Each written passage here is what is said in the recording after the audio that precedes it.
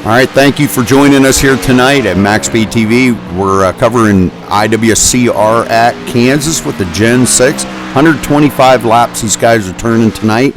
And joining me in the booth is my co-commentator and good old friend here, Roger Wagner. Thanks for joining me there, Roger. Always a pleasure, Rudy. This is going to be an interesting race, to say the least. I'm excited to see what these guys can do. One of the best leagues out there, and these guys have got their hands full 100% tonight. So I'm excited to see what's going to happen here. 10-4 on that.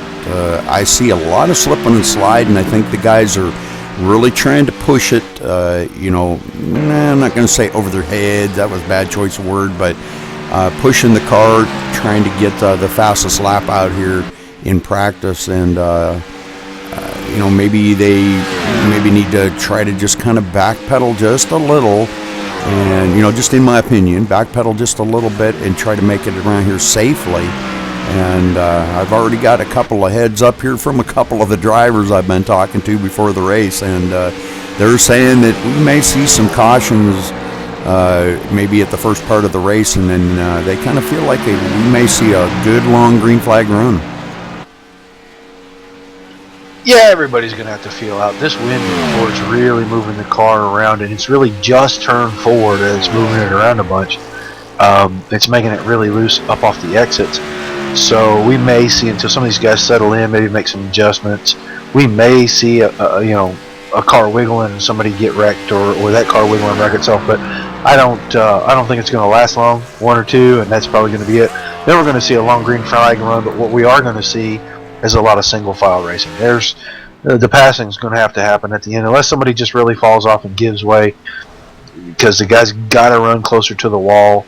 The bottom line is just really not the way to get fast around here, so I don't know how much passing we're going to see tonight early.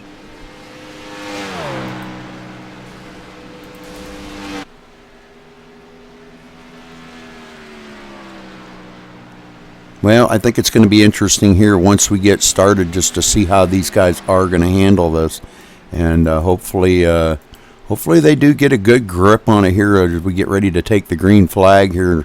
Not too far off. We got about a little more than 6.5 minutes. Yeah, I'm seeing a range of speeds here. The 37s, 38s, I'm pretty sure those are with qualifying tape on. I don't know about those the 54, 55, 57. I know that anything in the 6s hasn't been with qualifying tape yet from any of the fast guys. Travis Townsend's 57. I think that was tape because he was one lap and done, and he hasn't gone that fast again. So I'm not 100% sure, but I'm thinking that was with tape. We're probably going to see somebody crack a low 3 if they get it dialed in just right here. Yeah, I think you're right, Roger. I think we're going to Galen out there definitely running the fastest lap in practice, and nobody actually immediately close to him. So I think we might have seen a little bit of a tape job on that car, and him going out there and trying to push that thing just as hard as he could push it. So, but I talked to him just moments ago here, and he was one that did confirm that.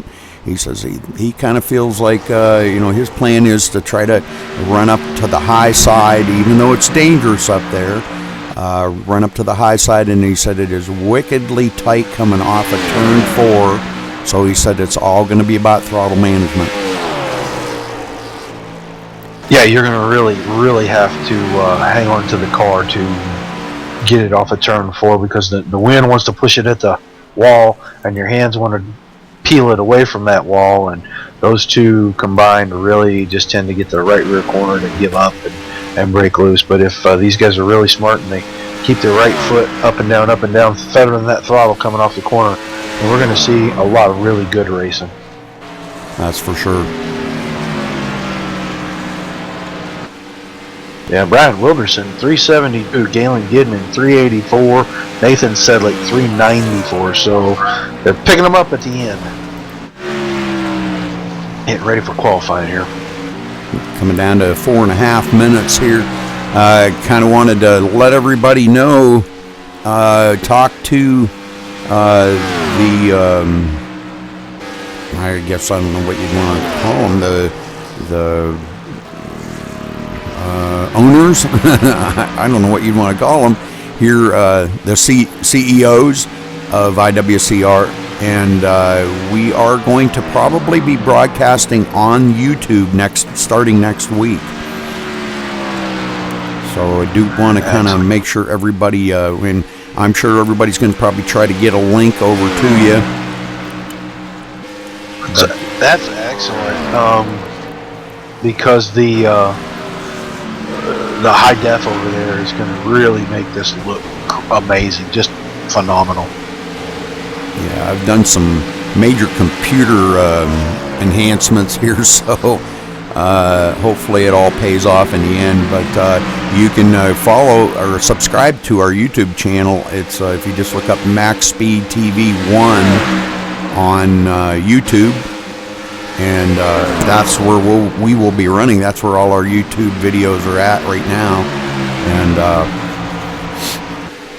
you can subscribe to the channel and follow us there. Hopefully all goes well and everything does work out. All the enhancements that I've made, I've done a lot of testing and everything, Roger, and everything seems to be, I got a green light on everything, so that's a good thing. I'm happy with the broadcast, and went back and watched it a few times. Looks really good. I'm looking at the current one, and it looks great right now. I mean, it's not high def right now, but I can't wait to see it in high def at YouTube. So, well, I am broadcasting at 1080p right now on Twitch. It just, well, it doesn't look that clear in Twitch, and it could be the Twitch player that doesn't look that clear. But probably over at YouTube, I know when you run the 1080p on the large screen, not the full screen, but the large screen, man, it looks amazing when you do that. Kind of looking forward to it. Can't wait. Kind of wanted to do it this week, but it was kind of a last minute thing, and I didn't want to, we got a lot of folks that are tuning into Twitch here tonight to watch us, and didn't want it to be a last minute thing where everybody's going to have to shuffle over to YouTube, and we may lose a lot of viewers in the process. So just kind of a heads up that starting next week here at IWCR, they will be broadcast live on the MaxSpeedTV YouTube channel. Live HD. Very good. Permanently move all the broadcasts over there. Yeah, that's my goal. I want to do a little bit more testing, and to make sure that I do have everything, and but I think it's a green light on it. It looks good, and so all right. Well, Roger, let's talk a little bit more about this track tonight and what we may expect out of these drivers. You were talking earlier about the tri-oval. Coming down through that tri-oval, you do not want to take it below that white line because it is a handful down there. Is that correct? Man, it is so flat, and I feel like it's off camber compared to the rest of the track. It is just so slick down there. You've really got to be ready for anything if you put your car down on the flat spot on the front stretch, because that thing, the back end just wants to go so fast, and the nose just starts pointing towards that infield, and if you're not prepared for that, you are going to wreck, and you're going back across the track. It's very rare to see somebody start to slide one and it not slide right back out on the track, and if that happens close to the front of the field, you're going to see the big one here tonight. But most of these guys, I think they know that, and I don't think we're going to see too many guys get down that flat too early anyway. All right, well, Gen 6 actually very, very powerful. Well, it's, I can't really say it's the most powerful car in iRacing, because that's not necessarily true. I think the Indy cars, I think, have more horsepower. Horsepower to stock car. Yeah, this is the most powerful stock car. Okay, there we go. Anyhow, I believe 850 horsepower. Yeah. That's absolutely insane. All right, well, it looks like practice is over, and we're going to get down here and get ready for these guys to do some qualifying. But, yeah, 850 horsepower, and, horsepower to weight ratio, it's unbelievable here. And this track here, actually, it is a good track in some mods. I used to run it with the trucks a lot, and it was a blast with the trucks. But since that was a couple of builds ago, and now it's pretty slick. Yeah, it's really slick. Yeah. Round every corner. But some of the setup can offset that that slick. If you can snug the setup to the right tune, then you can really get around here good. I like the Highline. Big fan of that Highline. It's dangerous because you got to run this place kind of like Darlington, right out there by the wall to be fast. Some guys run it low. I can't do that. I can't run it low. So when guys are running on the outside, that's when I like to watch the most. Right. All right, we should see some qualifying. Should see some qualifying laps coming in here pretty quick. Looks like would you say it had like a how many mile an hour wind? It's 12 miles an hour blowing off the exit of turn 4, blowing from the infield out in turn 4. It's crazy how high the wind is tonight. And that's where they're getting cloudy the push. At 92 degrees, and they're getting that big push out there. Yeah. Wow, look at how close to the first 2 times in are. 3.6, 3.61. The one we're kind of looking for, Gale and Gidman, maybe to come in with a decent lap, but Nathan Sedlick lays down a great lap there with a 29.3. Oh, that's amazing. Yeah, he went 394 in the practice session. And we'll be looking for Brian Wilderson and Galen Gidman, their times when they come in. Yeah, Schweikert laying down a great lap too, so definitely one that we're going to have to kind of keep an eye on tonight. I believe those two right there are definitely going to whirly another one. Yeah, nice lap from Ken at 4:42. It's 800ths off, but that's still faster than his practice time, and he's usually pretty steady Eddie when it gets out here and gets to racing. He tries to keep the fenders clean and not press the issue until we get down close to the end.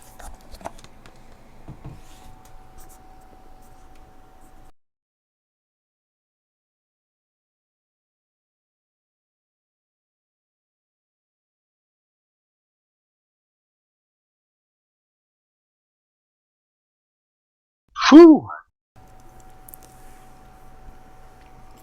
All right, so not too many takers out there in qualifying, Roger.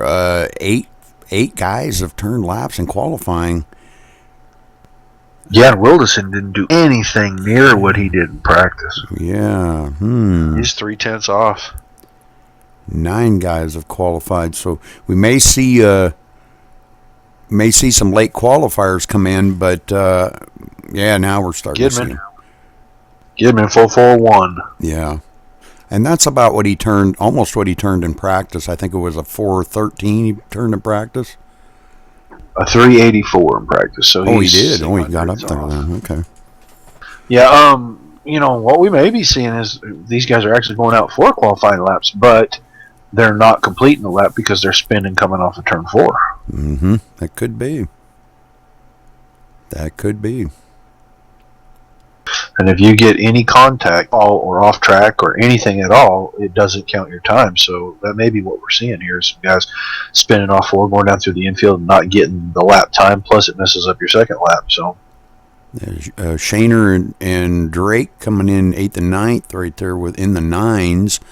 Brian Wirtz in the 9s. So yeah, I think we're going to see. I don't know. I don't know what to expect out here tonight. I hope Patrick Crabtree finally getting in on the. And by the way, Roger, we got a couple of big compliments on our broadcast the other night on that Pro Series. Really? Yes, sir. Wow. Who from? Do you remember? Well, I know Travis.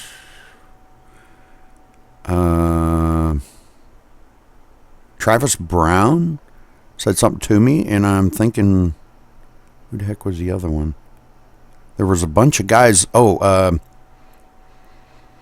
guys over at XCal were watching. See, we had a pretty good audience for that. I can't remember. It was like 22 people or something. We had a really good audience for that. Yeah. So you couldn't tell who all it was that was watching, but that's excellent. Well, if you go down and click on the little eye there, it'll pop up and tell who's all watching. But that doesn't tell you who.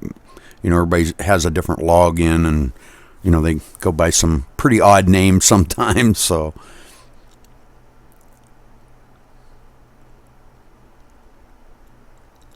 it looks like we're coming down to the closing here of qualifying. Sedlick going to be our pole setter. Holy smokes. Great job by Nathan.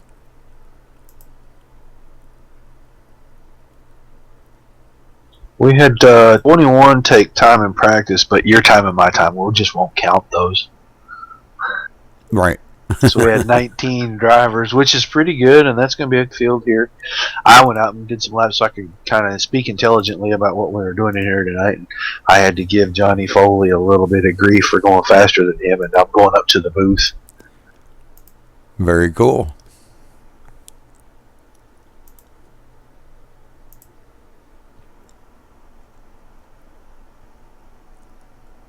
I do believe they have 10 minutes of qualifying here, don't they? I forgot about that. Yeah, they have a driver's meeting, the last few minutes of that. So they're in that now. Okay. Just kind of talking about, the wind off of 4 and being patient, and we've got a lot of laps here. And yeah, 125 laps going to be pretty grueling on these guys with a car that so powerful. They got that wind off of 4 to deal with, 82-degree temperatures, making the track just slick as grease. And high line going to be the preferred line around this track. As dangerous as it is, as some of the drivers have been telling me, the high line is the line around here. So the thing to note about this track is it does have progressive banking in the turns. The further out you go, the higher the banking. You don't really notice it a whole lot on the track, or it doesn't perceive that way as the guys are going around there, but it is progressive banking. So I remember when they first come out with this track, Roger, it was absolutely amazing. This track, everybody, I seen like 50 Kansas servers goes up that night. Yeah, when they first dropped on us, everybody wanted to find out, how close to the real thing it was, and so everybody brought every mod just about out and did it. And I've actually run the Riley here on the road course, and that's a lot of fun. This road course is actually kind of fun. There's not a whole lot to it, but it is a very fun road course to run on here too. Oh, cool! Yeah, I didn't even know there was a road course for Kansas. Yeah, right at the end of the pit road, you take a hard left, kind of like Daytona, and then you go back in the infield for, there's a real quick chicane, and then there's a little short straightaway with a hairpin, and then you come down the other way, and there's a quick chicane that goes to a tight hairpin that goes back out on the track in turn 2, and then you go around all the way down the back stretch, around 3, off of 4, cross a trowel, and then you dip back down and go back in again. It's actually a lot of fun. This place is kind of cool. Like the Riley and the I forget what they race with.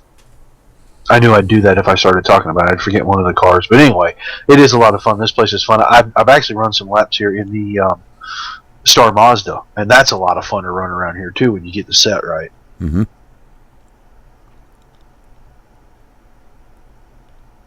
I'm looking forward to this. I think these guys, actually, as good as these guys are, I think we're going to see a really, really good race. Fast guys are going to be the fast guys, and the smart guys are going to be the guys that finish the race here. I think you're going to see somebody, one of these really fast guys, make a mistake maybe, get a little antsy in turn 4 and make that big mistake, and someone who we may not expect is going to end up prevailing on this just because they were patient, smooth, and smart all night.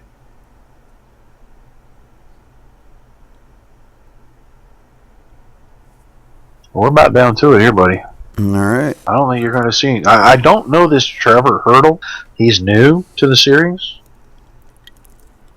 I've not seen him here before. Everybody else's name, I recognize them all. Yeah. And we're missing some. I'm shocked we're missing about 4 names that I'm used to seeing here. I don't see an Alan Bowes. I don't see David Rattler. Yeah. I don't see these guys. That's interesting. This kind of track is like pretty much right up their alley. No doubt. All right, well, when they get ready here to take the grid, we'll go down here and check in with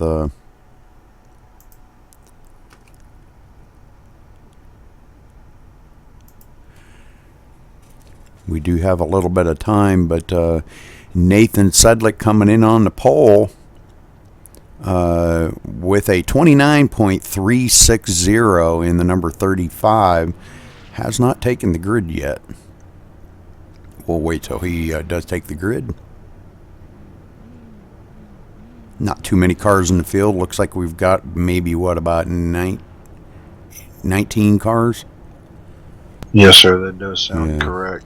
All right, Nathan Sedlick there in the number 35. John Schweikert starting outside of him in the number 1. In third, the 94 of Galen Gidman. In fourth, the 37 of Ken Worley. In fifth, Brian Wilderson in the number 27. There, he finally takes the grid. Joe Roberts starting outside of him in the number 6 position in the number 6 car. In seventh, the 08 of Travis Townsend. In the 8th position, the 47 of Keith Shaner. In 9th, the number 40 of Patrick Crabtree. In 10th, the number 9 of Randall Drake. In 11th, the 79 of Brian Wirtz. In 12th, has not taken the grid yet, Trevor Hurdle in the number 98. Jeffrey Creek going to be taking up the 13th spot in the number 30. In 14th, the 54 of John Spisick. And I'm sorry, I forgot about letting you take it. It's Spisick. Spisick. Yep, okay. I've been made well aware that it is Spisick. Okay. In 15th, the 24 of Thomas Brandner. In 16th, the number 3 of Johnny Reed Foley. In 17th, the 99. Oh, that's not you. In 18th, Donald Stewart in the number 56. In 20th, the number 8 of Paul Crumry. And in taking up the rear of the field, John Verga in the number 48. So they're rolling off the grid now.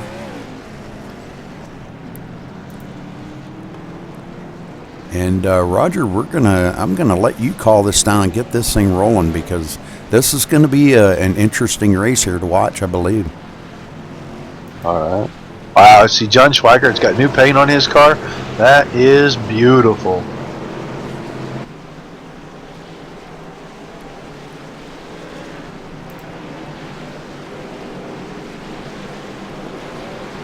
Yeah, we'll have Nathan Sedlick, our pole winner tonight. Man, congratulations to him. I haven't seen him catch a pole since we started running one of these races over here live. But man, congrats to him. John Schweikert on his outside. They're going to bring us around here for the green flag. Go 125 laps at Kansas Speedway at IWCR under the lights.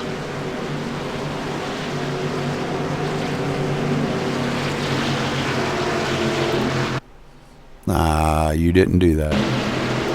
No, I didn't do that. All right, pace car's off. We are underway. Green flag is out. Spisick, good jump. Schweikert right there with him. He's going to drop in behind early. Galen Gidman's going to come be third right here, going into turn 1, about 5 car lengths back. Schweikert, no time wasted at all, goes straight to the bottom and takes the lead before we exit turn 2. Put Spisick back to second, Gidman to third, and Ken Worley holding on to the 4th spot. Travis Townsend trying to pass on the outside to go over 5th there, and I think he's going to manage that if Wilderson doesn't get a good drive off turn 4 here. And he doesn't, so Schweikert's going to lead lap 1. Sedlick second, and Gidman is closing on Sedlick here. Yeah, Gidman definitely going to be working over the back bumper here of Sedlick before too much longer. Already starting to reel him in. Here. Sorry, Rudy, I'm watching back here at 5th. This battle between Travis Townsend and Brian Wilderson is a big battle. They are really... There we go. Townsend gets a little loose off a 4 right there. Oh, and then Wilderson really sideways.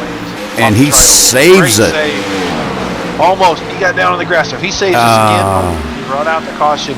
Wow, the initial save was amazing, and then it went back and got his left rear tire down in the grass. And that's what ended up doing it. Brian Wilderson?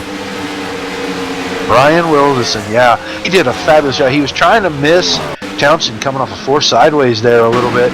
Got it down low, just put the left side tires on that white line where we talked about earlier in the broadcast. Don't get down there because it really unwedges the car and really make the right rear come around. That's exactly what happened. But he did a fabulous job of keeping that car underneath him and then when it went back to straight, he was already down on the flat, put the left rear tire down on the grass, and it just looped the other way. But he stayed out of everyone's way, didn't hit anything, didn't hit anybody, nobody hit him, so he's going to get to continue with undamaged cars. Just going to have to go in and put 4 fresh Goodyears on it. Yeah, he definitely went below that white line, and that's just not what you want to do there. But I think he kind of felt like Travis Townsend when Travis hit the wall there. I think he was trying to keep it out of Travis's way, and when he did pinch it down there, he took it below the white line, and that's pretty detrimental to you there. But he does keep the car clean though. Yeah, it's still a fabulous piece of driving. Even though he ended up spinning that car out, he kept it. He was at the front. He was running 5th, 6th place right there. He kept it out from in front of 14 other cars, and did not spin that car completely around. That's a great piece of driving on his part. Our leader took it down pit road on lap 5. I'm shocked. I missed it because I was looking back there at the 27 car. But Schweikert took it down pit road. Sedlick stayed out. Gidman stayed out. Even Townsend stayed out. Let's go down here to pit road and watch some of these. Yeah, Schweikert on pit road. Some other guys coming on too, and 4 tire change by Schweikert. So he may have made a little bit of he may have made an adjustment on that car, maybe to free it up a little bit more. I think it might have been a little bit tight in the turns for him, but boy, you couldn't tell the way he was powering it around there. Yeah, no, I think Foley took, because he's coming out right behind him, and he was way back about 12th when they went in.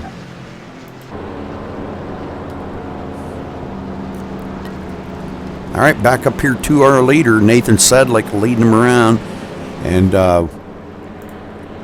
Nathan actually has only led 1 lap. He never even got the lead the first lap. No, Schweikert made a beautiful move from outside to in the center of 1 and 2. Took that lead before they could get off of 2.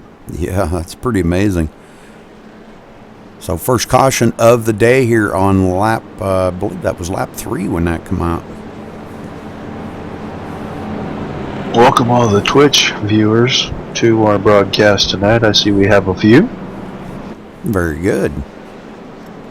If you would real quick, show me what paint you're seeing on the one. Never mind, I see it in the frame now. Yeah, I just wanted to see if that was updated on yours, because that's not his normal scheme. Normally he's 2 tones of olive drab there, and tonight he's got the red, white, and blue flying on that car. That is a beautiful machine.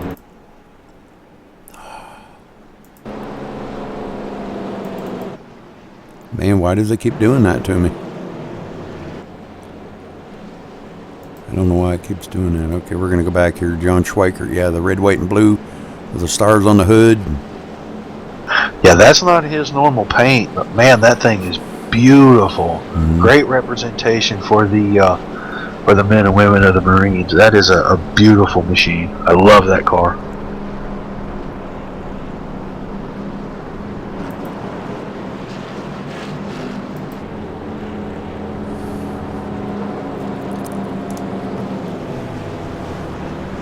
All right, Galen Gidman going to be restarting 2nd, Travis Townsend 3rd, Patrick Crabtree 4th, and Joe Roberts rounding out your top 5 here.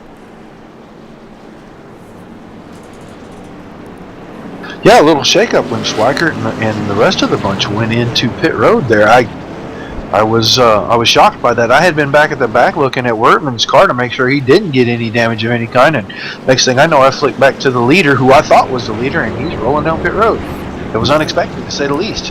Yeah, I think he went in to make a little adjustment on that thing, maybe free it up a little bit more, or maybe tighten it up a little bit more, whichever it was, however it was feeling for him there. But back out, did a 4 tire change. Yeah, I'm checking out the nose and the right front fender on the 08 car of Travis Townsend. He's got just the slightest little bit of damage on the fender, but I don't think it's going to affect him because the nose is nice and square.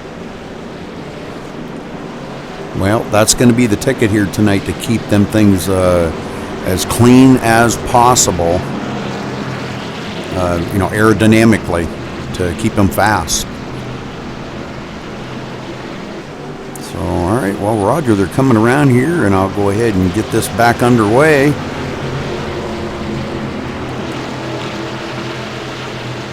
Nathan Sedlick leads them around, and pace car ducks off. Nathan hits the gas, green flag flies, and here we go. We're off and running again. Galen Gidman gets a good restart too and sticks right on back bumper. Travis Townsend now trying to take over that third spot from Patrick Crabtree. Crabtree's trying to take second over from Yeah. Gidman. He's going to do it. Travis Run on the high side. Travis Townsend got really loose right there. He's still stuck on the bottom. I don't want to be there if I'm him. It's really hard to get off the corner. We had somebody hit the wall right there. Believe that. Words? Yeah, Wirtz hit the wall. Patrick Crabtree out here, man, I'm telling you what, he is really powering it. But Nathan said, like, man, he is holding it on that low line down in them turns. How's he doing that? Very, very carefully, I will tell you that. Now he moves to the high side. Yeah, the 79 Piece T Oreo car Wirtz is sideways in turn 4. He's wrecking. He's got Foley down through the grass. Ooh, looks like Crabtree is going to be our new leader as the caution comes out. He did a good job there getting by him. Yeah, Wirtz lost it in 4. Just when I was ready to talk about him, lost it in 4, whacked the wall. Foley dove to the bottom to miss him and went for a ride through the infield. You have got to go back and watch that. Yeah, we're going to check this out here in just a second. Well, that car is all 4 wheels off the ground. You're talking about Wirtz? No, I'm talking about Foley. Oh, Johnny Foley.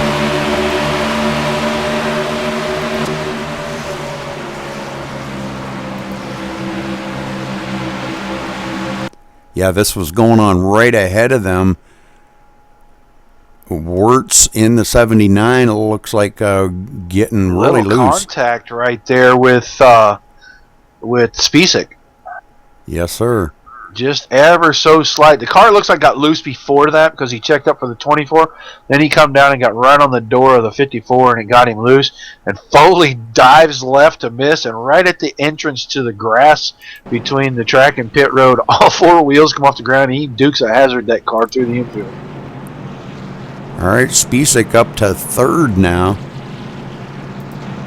Joe Roberts 2nd, and Galen Gidman out in the front. It looked like Nathan Sedlick may have taken his car down on pit road and got a little service done on that. Maybe he felt a little bit behind after everybody else had pitted, and maybe he felt a little bit, slower than them. Well, I'll bet when Crabtree flew by right there, he felt like old tires weren't what he wanted to be on. He brought a bunch of guys with him. Crabtree was down there. Worley was down there. Travis Townsend went on a pit road. Yeah, Crabtree down on pit 2, and he's going to roll back out here 10th. Yeah, Brander went with him, I believe. Maybe Shaner, and Drake also went down.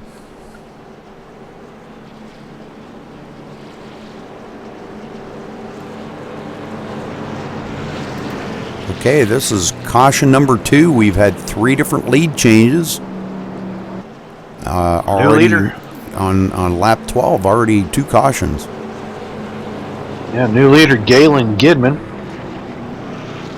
And 2nd place taken over by Joe Roberts.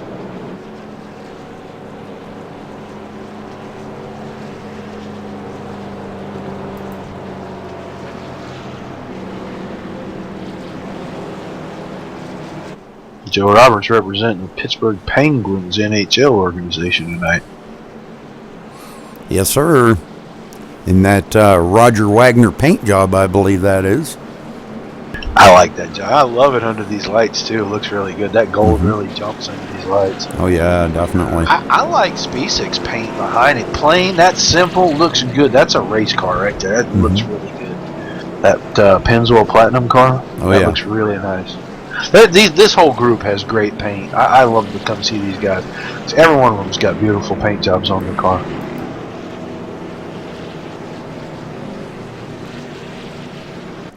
All right, so Galen Gidman leading them here. We're waiting for the lights to go off on the pace car, and Roger's going to call this down and get this thing back underway.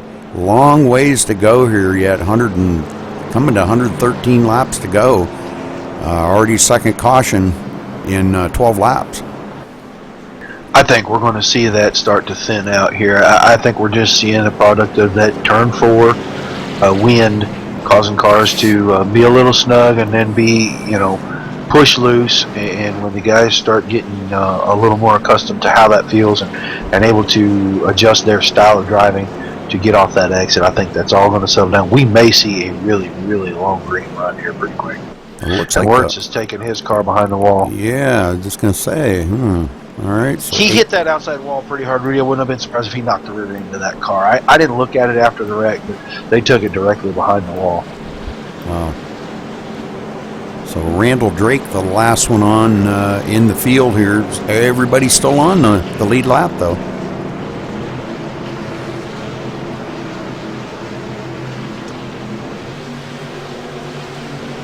Going to see Galen Gidman and Joe Roberts here bringing us to the green as we come through turn 4 right now.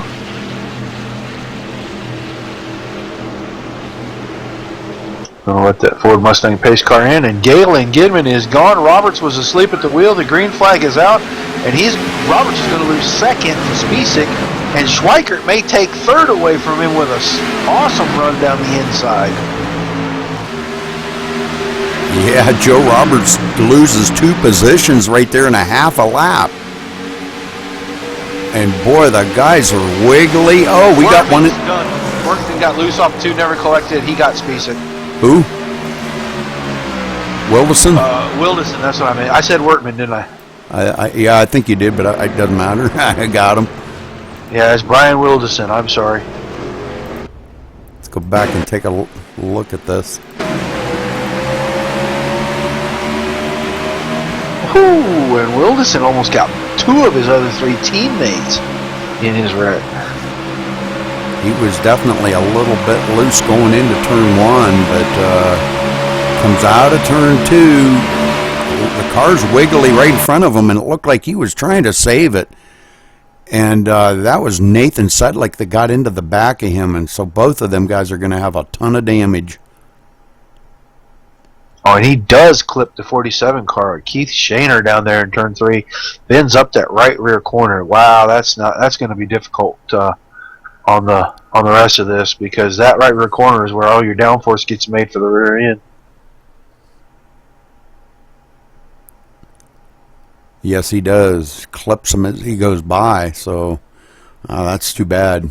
All right, so these guys, not sure. Looks like maybe Wilderson may. Is he towing? Maybe towing. No, he's driving it around. He's on pit road right now. Okay. It is tore up bad on the front, and well, not horrible bad, but pretty good on the front. Right front corner is mashed all in, and the rear end is destroyed. He's got no spoiler; it's laying down on one flat. Bumper bar is knocked all the way down on the right side. The whole bumper cover's missing. Yeah, he's got an awful lot of damage on that thing. He's sitting there trying to get some of it fixed up, so probably not a bad call. No, he's still points racing. We're still fairly early in this season. He's still points racing, but man, that car's not going to be quick the rest of the night, and it is not going to be any fun to drive for sure. I'd like to see us run about 55 or 60 laps here in green so we can get green flag pit stops in. Yeah, that would be really nice. That's already the 3rd caution of the race. Only had 3 lead changes. Now, you talk about tricky. Get on this pit road at speed. That's tricky. Yeah. Yeah, you definitely got to slow down way before you get there. Yeah, you got to slow down before you get actually in the center of turns 3 and 4. You got to start preparing for getting down on the bottom down there.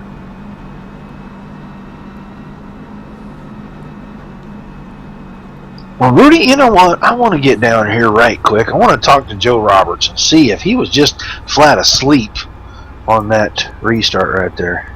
All right, I'll unmute the mic here. You go ahead. Joe Roberts, Roger Wagner in the booth. You got a copy? I got a copy. Well, buddy, we saw up here in the booth on that last restart. You lost a couple of spots real quick there. Were you in the wrong gear? Did you fall asleep? Were you eating a donut? What was happening there, buddy? My car is very loose on a restart, so living the fight another day is in my best interest right now. The car is really, really fast, but those first 2 laps, I gotta wait for the tire pressures to come up. So if we have a longer green flag run, I'll be formidable. Yeah, we just saw you real quick. You looked like you didn't even go when the leaders went, and then the next thing I know, you got a couple of other cars going by you. Spacek got by you, Schweiker got by you, so we thought we'd check it and make sure everything was good with you, and kind of ask you. I know we've ridden around a bunch under caution, but when you go green, you do think you got a piece for these guys? Oh yeah, it's a fast car, and I definitely think that the car can do something on a long run. I'm just gonna have to go and hopefully file in here, and from about lap 75 on, maybe use a little bit more of the car. Well, all right, man. Keep the wheels on the track, and we'll see you at the end of the race, hopefully up on the podium or maybe even in victory lane. Thanks, man. Really wasn't eating donuts. We confirmed that. Yeah, yep, wasn't eating donuts. Maybe the sleep thing fell in there. What are they doing, a single file restart? Yeah, it looks like we're going to change things to a single file restart because it seems like the cautions have been coming on these double files because somebody on the outside is getting loose and it's causing a little bit of problem. So if everybody's up there, then everybody can be smart and settle in, and maybe we can get some green laps. I think that's the thing they're looking for the most. Let's get settled in and get some green laps. But Rudy, we're about to go green here, so call us down, buddy. All right. Pace car ducks in. Galen hits the gas. Green flag flies, and here we go, off and running again. Everybody single file behind him. Everybody getting up to speed. Coming out of turn 2, Galen Gidman right on that white line, coming off of 2. Spacek right there. Is that Spacek? Yeah, that's what I was getting ready to say. Spacek got a great run from the center off, and he is right there. He sure did. Galen Gidman might be just a little bit too much of a match for him, and Spacek almost hits a wall in turn 4, feeling that push. And now he gets, Schweiker gets by him. So Spacek goes back to 3rd. Look at the run Schweiker gets through 1 and 2. He's going to have a shot at taking the lead away from Gidman, from Gidman already. Yeah, and he's got brand new tires on that thing because he did come in pits. So we may see him go out here to the front, get a little bit of heat and build up in them tires, and boy, he could be pretty lethal up front. 98 car into the wall, turns 3 and 4. It looks like he's turning her and taking her down on pit road. Not going to bring out a caution. Yeah, Hurdle just put it in the wall quick right there and held it up there and kept it out of everybody's way. The battle right now looks like it's for 3rd. Yeah, great battle heating up here. Spacek falling back a little. Joe Roberts getting up there like he said he could probably do. And Joe Roberts rolling into the 3rd spot. Crabtree right there in 4th. Yeah, I was getting ready to say that. Crabtree came right with him, right around. Spacek needs to get off that bottom. His car doesn't work good down there. He's just really slow on the bottom. Yeah, he definitely does need to stay. Well, he's running the middle line. The middle line's really not that bad, and depending on his setup. But boy, he is really loose coming out of turn 4 every time. Yeah, it just looks like he's loose at the very exit, but he's tight in the middle of that corner bad, and he's scared to get out there by that wall because he is tight and he doesn't want to put it in the fence. Now Crabtree gets by Joe Roberts to go into 3rd. That was a great pass there coming down through the tri-oval. So Crabtree rolls into 3rd spot. I'm still back here watching Spacek, Foley, and Townsend. Yeah, we haven't really checked in too much with Foley now running in the 6th spot. Right behind him going to be Travis Townsend. These guys, I think, Thomas Brander right behind that. These guys are all closing in on Spacek and Roberts here. Meanwhile, Schweiker out front, easing away, got almost a second on him.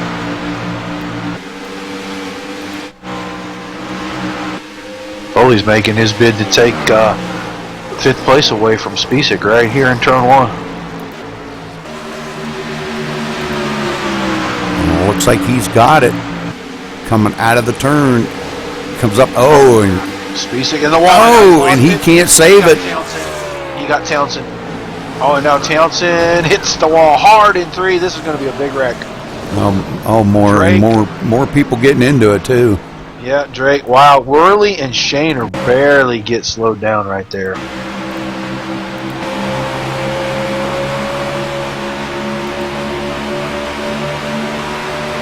Yeah, we're watching here. Johnny Reed Foley gets a heck of a run going into turn 1 and completes that pass on Spisak.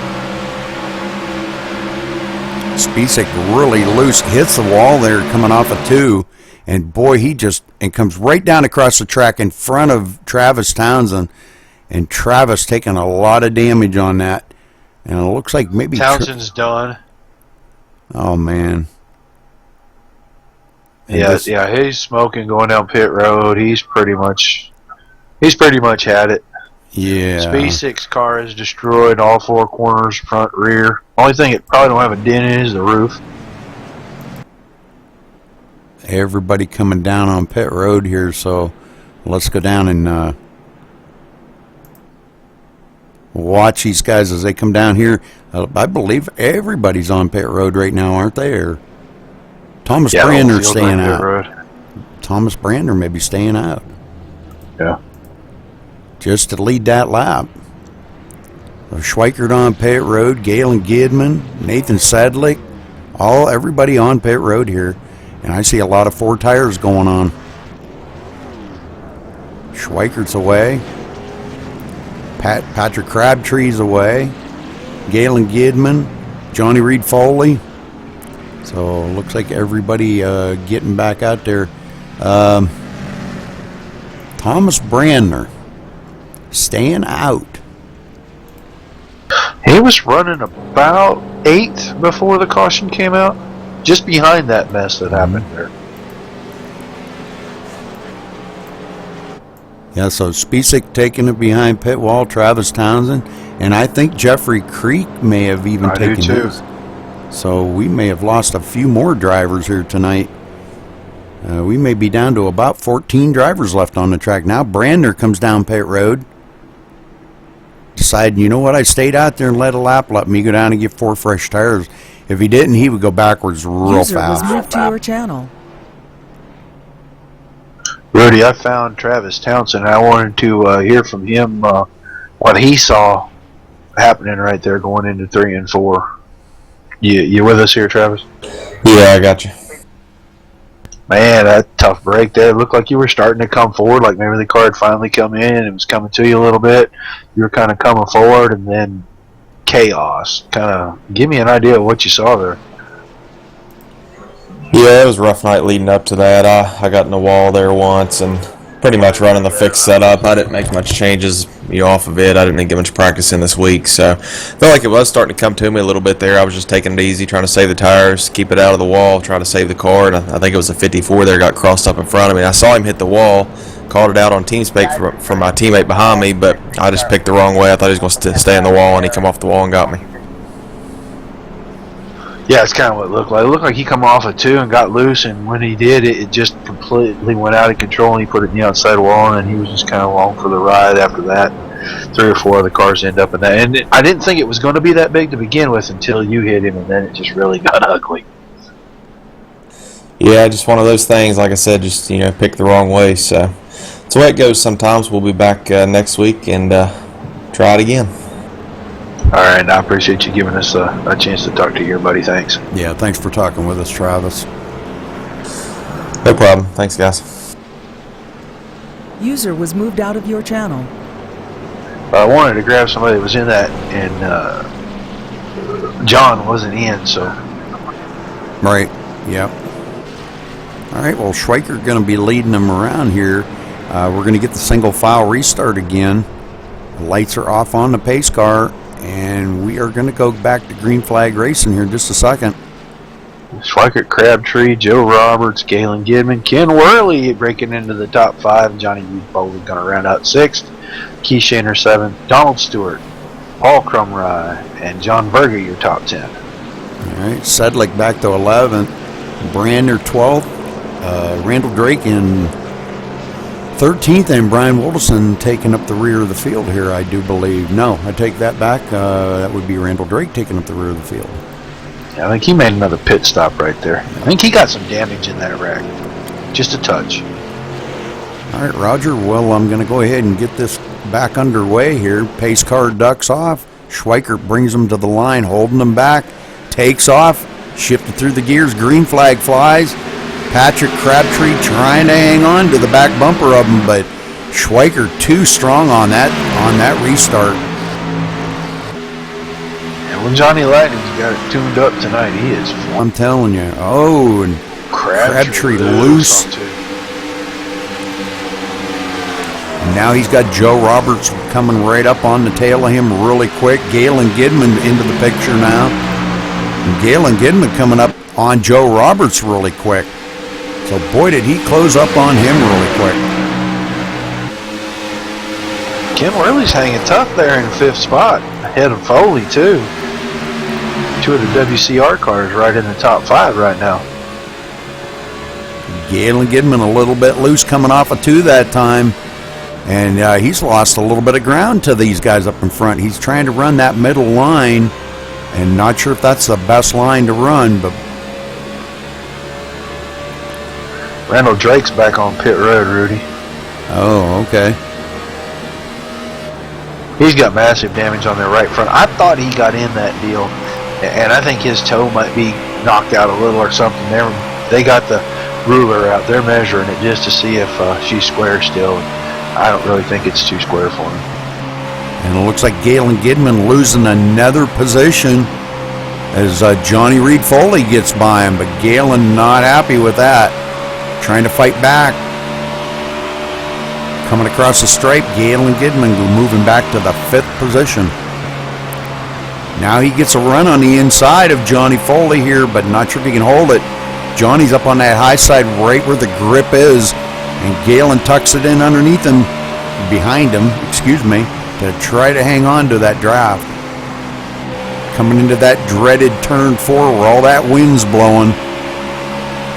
User was moved to your channel. Boy, Galen really loose on that.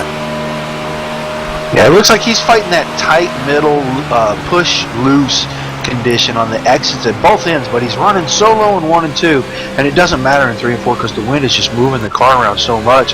And Foley got loose right there in front of him, but still pulling away because Gidman is really having to be gentle with that throttle and not break that right rear, because if you make the right rear tire on this car hot, you're getting off of no corner at all. And Galen Gidman starting to feel the pressure there from Keith Shaner.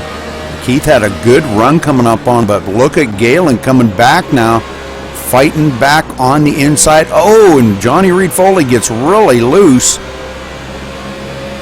And it looks like Galen Gidman going to pull ahead of him. Oh, Shaner, death wiggle, and smacks the ball, kills it twice.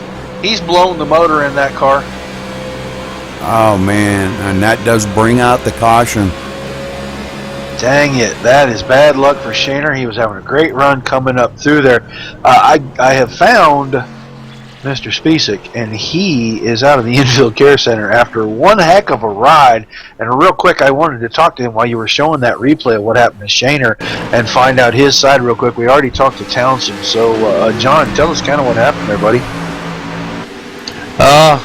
Just one of them deals, man. Just starting off loose and hoping the car comes to you, and just, I guess I lost a little talent tonight and hit the wall. I hate it for other guys that got caught up in it. Just won't nothing I can do after she slapped the wall there. Yeah, it looked like it got loose, and when you tagged that outside wall, that made it even worse. It looked like you tried to save it, maybe overcorrected it and tagged the wall, and tagging the wall just made it twice as bad. And Townsend just picked the wrong line. Thought you was going to be high, and you went low, and he killed you. And 2 or 3 other cars ended up in that. But we just wanted to hear your side of that. Hate to see you out of the race, and we look forward to seeing you again next week, man. All right, appreciate it. Like I said, sorry for the other guys and everybody out there that got caught up in that. You bet, bud. Thanks. User left your channel. It looks like everybody down on pit road right now. You know what happened to Spisak is exactly what I think happened to Keith Shaner.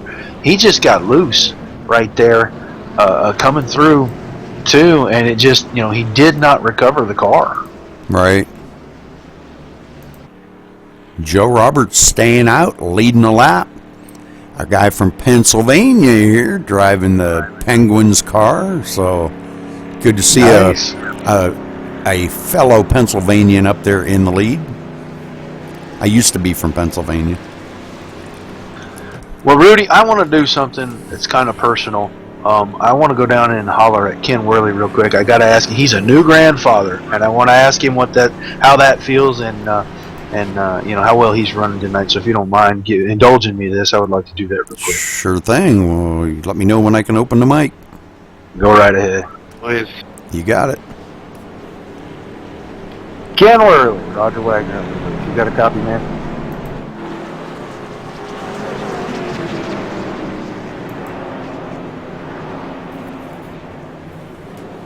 Ken Worley, you got a copy?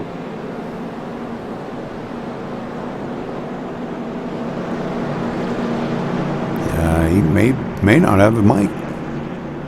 He may have me muted.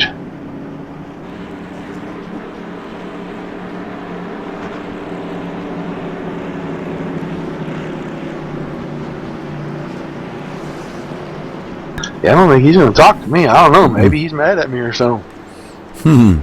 I doubt it. Ken's way too laid back for something like that.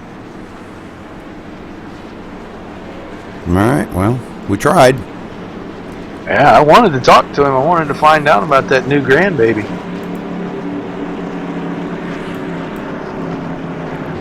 All right, well, Joe Roberts up in the lead. Roger, and, I think it's your turn to call this down. Taking a look real quick here, this is caution number 5 in 38 laps. We've had 7 lead changes so far tonight. Yeah, he said he was good on the longer run. We'll see. I mean, Schweikert went in and got tires, so did Crabtree. We'll see how he does off this restart, but Schweikert's just been so strong on the restarts and for the first few laps there, and it seems like everybody kind of equals out and he really doesn't gain a lot of ground. But holding him off on a restart is going to be a tall order, I think, for anybody, even on new tires. That's for sure. That's for sure.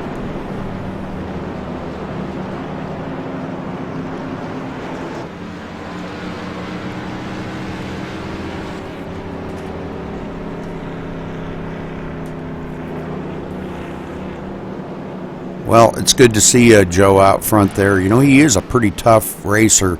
He hangs it in there. I've watched him a good many times. He does hang it in there, and he'll stick right with it. Where a lot of guys will just leave, get crashed out and leave. And maybe they could sit on pit road, get it fixed up, and he'll do that and get back out, turn more laps, pick up a few positions. But good to see him up front here leading.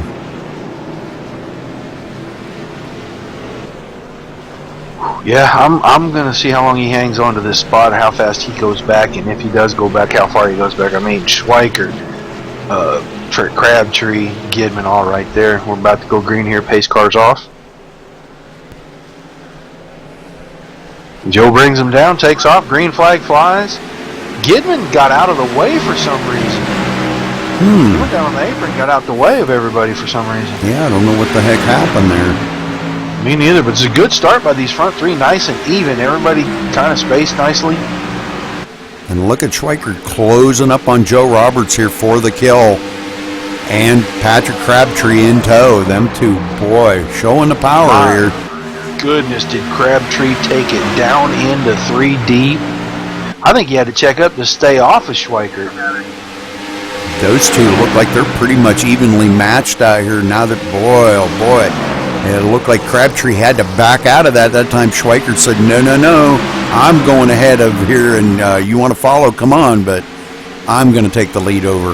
And he does. It looks like Crabtree going right along with them as they go into turn 3. Did get a run and get by Roberts. Yeah, I think Roberts let him go there because he was he's on a little older tires, and he didn't want to hold those guys up. Johnny Reed Foley down across the grass. That's a couple of times for him now. Saves it and brings it back up on the track, though. definitely loose coming off of turn 4. Yeah, he took a good ride. He did a good job of keeping that car straight through there. Uh-oh, 48 car, Verga hit the outside wall, hit the inside wall. Caution's out. Let's go back here and take a look. He looks like, to me, maybe he just gets loose off of 2. Hits the outside wall just like everyone else has off of 2. And then slid it down and just grazed off the inside wall. He may be able to continue even though he's going to be bent up some. It looked like Thomas Brander got a loose right ahead of him, but managed to save it. And all of a sudden, John just right turned into the wall. Well, when you let off the gas in these cars, they tend to go right. And when he lifted for Brander, I don't think he was ready. I think he still had the wheel turned a little bit to the right on the exit of the corner. Car was a little loose. He was steering into the slide like you're supposed to. And I think when he lifted off the throttle, he didn't have the wheel straight yet. And, you know, the weight transferred to the back, bit on the rear tires, and boom, it shot to the right. That's kind of typical for this car when you jump out of the throttle. That's for sure. Looks like they're going to take that car behind the wall. And yeah, he did get a little bit of damage on that, but not really a whole lot. As he caught that inside wall, I think did more damage than slapping the outside wall. But I think slapping the outside wall knocked the toe completely out of that car. So I think they had enough front end damage, and he didn't want to wrestle that thing the rest of the night. Well, we're seeing a war of attrition in this race. We're 44 coming to 45 laps in, and we started losing people on lap 14. Yeah, this is it's definitely showing that Kansas is going to be like a new Bristol. You know, it's going to eat the cars up. And boy, I don't know. I hate it for these guys, but they're going to have to get a grip on it and see if they can't get around here a little safer.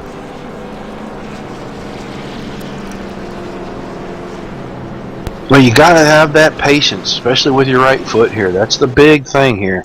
Be patient with your right foot, and it'll come to you. It's just, as big a track as this is, you don't think you got to have a lot of rhythm here. But in order to get through these corners, especially with the wind in 3 and 4, you really got to have a rhythm. What I found in practice earlier was that I could take and run it down in the corner and then stay off the throttle until the nose planted and catch the car and hold it on its line with the throttle. And the further off the corner I got, the more throttle I could put down until I was all the way in the throttle as I come up off the exit of the corner. And it was great. In 1 and 2, you can actually jump in the throttle pretty good early, and the car will go right through the exit really nice. But if you're off just a little and say heading towards the wall a little tight, maybe you got in the gas a little too early, if you try to burp the throttle, the car's going to jump right. And I found that you could slap the wall down the back stretch on the right side of the car pretty easy. It's rhythm. You've got to have that rhythm. You got to drive a little bit by sound and by feel, and it takes a little bit of time to get used to it. And running all these caution laps, none of these guys are getting in rhythm. They're in rhythm, out of rhythm, and it's hard to get it back sometimes. That's for sure. Well, looking here, this is caution number 6, and Roger, we're still like 18 laps from being halfway. So 6 cautions, and we're not even at the halfway mark yet.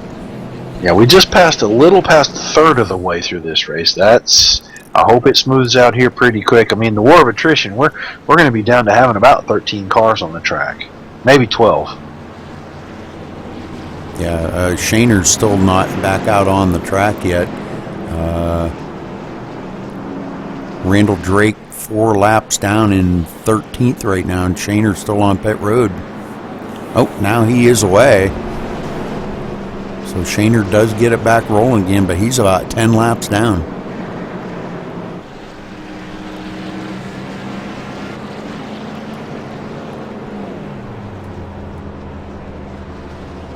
Yeah, the race control is kind of talking to the guys and telling them, let's have a little more patience. Let's try to spread out and just try to get some laps in before we go racing. And, you know, we're a third of the way. Too many cautions. Let's do this. And I think the guys are going to respect it, and I think you won't see quite as much. It's just that turn 4 thing. And so far, all the wrecks have been either off of turn 2 or off of turn 4. and it's because someone got tight and then snapped loose. So see if these guys can get a little rhythm, maybe run a few laps and get this thing in here. We only got what, 79 laps to go? Yeah. We're going green here, Rudy. All right. Pace car ducks off. Schweikert brings him to the line. Takes off. A Crabtree trying to stay with him. Joe Roberts right there in third. Schweikert got one heck of a restart on that. Takes it clear down below the white line. And look at this going into turn one. He is definitely not having handling problems right now. Crabtree starting to reel him in a little bit down the backstretch though. And Patrick Crabtree might be looking to take that position away from Schweikert. Coming out of turn four. Here they come down the front stretch, side by side, crossing the line. Crabtree did not lead that lap, but he is going to pass up Schweikert here. Looks like coming down the backstretch. I don't know about that. Schweikert got a great run off the high side. This is going to be a battle here for the rest of this lap for sure. These two are really, boy, I'm telling you what, they're battling a lot better. Crabtree backs out, says, nope, I'm not going to do it. Well, he couldn't get that run in that line off the exit because he needed to go out to the wall, and he had to roll off the throttle to keep pushing out into the door of the one car there. So that just gave Schweikert clear, clean sailing to go by. He'll make another run at him. It's just a matter of time. Thomas Brandon just took over about the 7th spot. Oh, Gibbon way sideways off the 2. Manages to save it, though, man. What a save. Johnny Reed Foley up ahead of him now. As Johnny Reed Foley got by him, and that was 4th position. So, great job by Johnny.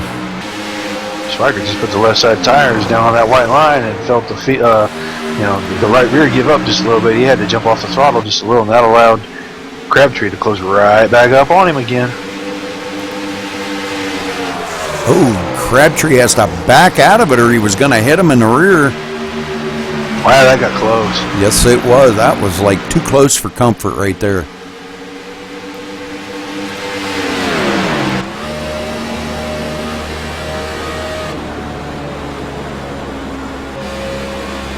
Good racing here at the front. These guys are really kind of give and take.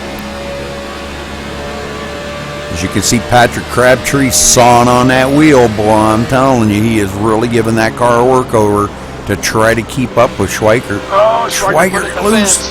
Yep. That's going to give Crabtree the run he needs. He'll probably go on the outside here and still get by. And he does. Now riding along with Schweikert in second. Picked up just a touch of damage down the right side there, Rudy. It's really not bad on the nose, so it may not affect him much. And what did that do to third place Joe Roberts? Because Joe's back here sitting, waiting to see what's happening with these racers. But boy, he is really running well up here. Yeah, he's really not happy with his car's performance through 3 and 4, so he's really jumping off the gas and letting that thing turn and get low at the exit in the middle, of turn 4 through the exit there. So he's going to give up some time there, but man, he makes it up between the exit of 4 and the entrance to 3. What happened to Crabtree? There he is. He's there. He just blinked right out. He was gone. Yeah, his quality's not very good right now, but it is recovering. He was gone for about a half a lap. That was crazy right there. Yeah, I was actually watching further back in the pack and I didn't see it, but it's recovering now. Whatever it was a minor glitch, and he's really, really recovering good now. So we may not see him blink again, at least for a while. All right, Patrick Crabtree up in the front here, still leading this thing over Schweikert.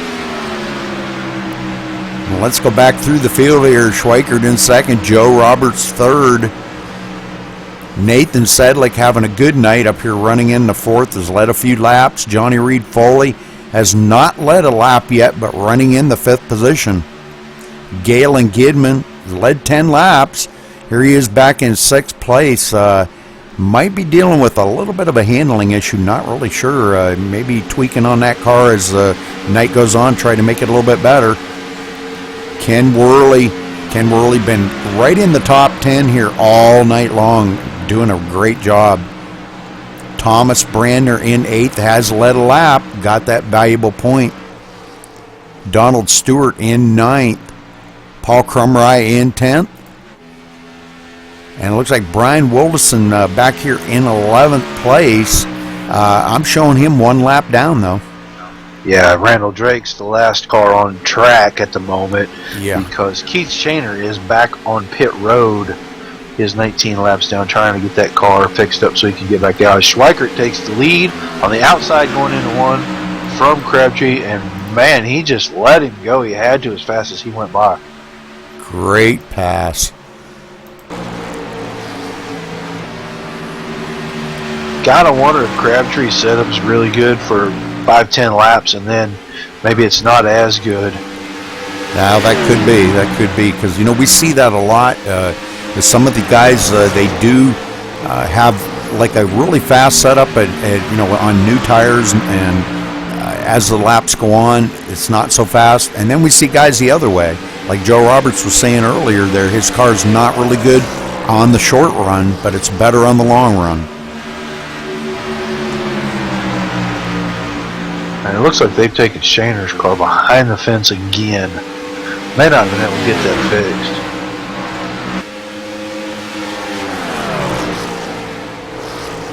Schweikert and Crabtree.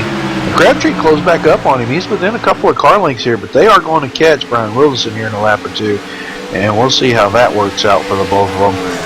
It's hard enough to pass, and when you're passing somebody 25 mile an hour slower, it might get tricky depending on where you catch them. Crabtree hanging right on to Schweikert here, though. Coming up on, is that Brian Wilderson? Brian Wilderson to put him another lap down. Brian Wilderson goes 2 laps down now. Leaders by those guys. Leaders pass him low. He lets him go. Doesn't fight him. Joe Roberts coming up on him now, and boy, I'll tell you, Wilderson's got a lot of rear damage on that car. The whole back end clip's gone. Yeah, that wreck he got in earlier really did a number on his car, and he's fighting kind of like they thought he would. It's going to not have good handling. It's going to be really loose. I mean, that rear spoiler, they really didn't get much work on it. It's still laying back, I don't know, probably 20 degrees more than it should be. Johnny Reed Foley now dealing with him, and also dealing with, he's got Nathan Sedlick and Galen Gidman creeping up behind him. Nathan had a great run there a little bit ago, about a lap ago, and was right up on Johnny's bumper, but now kind of fell back just a half a second. Yeah, but Galen Gidman caught up to these 2 right here, and he's not falling back. I don't know if he's continuing to go forward or if he's equalized with it, but he was about as far as Ken Worley is back about 5 laps ago, and now he's right on Sedlick's bumper. So I think we're starting to see, and we are at the halfway mark now, so I think we're starting to see some a little better racing out here. The guys may be being a little more patient with these cars, knowing they got that wind to deal with coming off of 4. Well, they're in rhythm now, Rudy. It's kind of like I was talking about. They've got enough green flag laps under their belt now to know what their rhythm needs to be. And really, I don't see too many cars getting very loose anymore. I think everybody's getting it down pat now. So we may see a good long green run. We may go right through green flag pit stops here. Given looking inside of Sedlick. Yeah, but Sedlick too fast up on that high side, but comes off a 4, and boy, he did brush the wall just a little.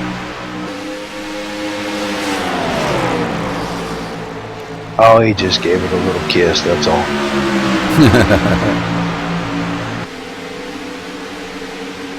I'll tell you what, Joe Roberts kind of struggled because he was pretty close to Crabtree and Schweikert a little bit ago. Now he's falling back about almost 2.5 seconds. Right, looking ahead here from Galen Gidman, we see Nathan Sedlick hit the wall coming off of turn 4. Galen a little bit squirrely. Trying to avoid him. Sedlick put right side damage down that car. He may have knocked the toe out of that car. It looks like he may be coming down pit road. Well, he's real slow on the apron. And I think he's knocked toe out of that car quite a bit, actually. Yeah, he has definitely got a lot of damage, well, quite a bit of damage on that right front.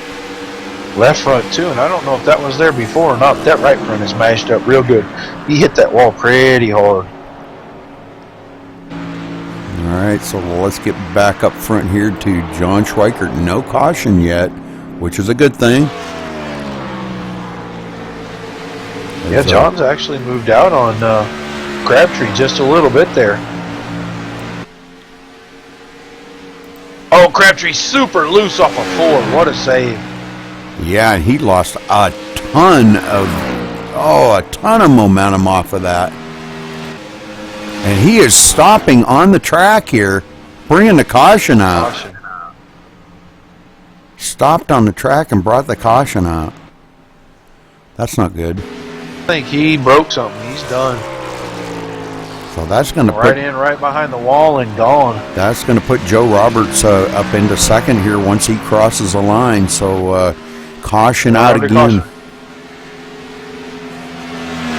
We are under caution. Lap 69, 68. 68. Yeah. Well, that was a good run there. I'm sorry to see that go to a caution. I thought that had the feeling of going all the way through green flag stops, but I really feel like now all these guys can probably make it. If they stop now and take fuel, they can make it the rest of the way. Yeah, you can get about 60 laps out of this car here. Mm-hmm. Well, I think we'll keep an eye on them here, and we'll see if they do decide to come down pit road. Oh, they're all coming, I guarantee you. Schweikert, Roberts, Galen Gidman, Ken Worley, Johnny Foley up there in the 5th spot. And look at Thomas Brandner recover from his spin a little while ago.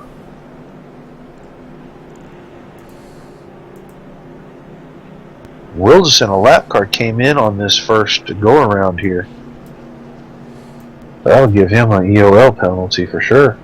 Donald Stewart rolling down pit road. Paul Crumrine. I like Paul's paint on his car. That looks good. That Budweiser American flag of U.S. Olympics scheme. It looks good on that car. Well, let's see if Schweiker can get off of pit road first. I don't think he's going to get off pit road first. No. Absolutely not. Slow pit stop. Wow. He lost all the way to 4th. Yeah, Gidman with a 13.9 second pit stop. Schweikert with a 17-second pit stop. So he was really slow. Look, he had to have missed his stall. I wasn't paying attention there for a second. Okay. By a foot. Oh, brother. He didn't back up, but maybe a foot and a half. He missed his stall, and it cost him 4 positions. He's out behind his teammate. Ken Worley's in front of him. Joe Roberts in front of him. Galen Gidman. Gidman will be your new leader. Yes, sir. Randall Drake headed into pit road. Donald Stewart looks like he's going to be up here in about 5th position when we get this thing back underway. Going to put Nathan Sedlick. He is 4 laps down as he's getting caught back up to the field. What happened to Nathan? Was he did he have that much damage he needed to sit there that long to get that fixed up? Wow. He had a ton of right front damage, ton of it. And I know it knocked the toe out of the car because watching him roll down pit road from the cockpit cam, he was turned about 15, 20 degrees to the right to hold that thing straight. He's coming around to get caught up to our field here. We'll get back up here to our leader, Galen Gidman. Yeah, we left off there with Donald Stewart in 5th. Johnny Reed Foley's going to be 6th. Paul Crumrine came out in 7th. Thomas Brandner in the 8th position. And Brian Wilderson, first one laps down in the 9th place, a couple laps down. But at least he's back up in the top 10 again.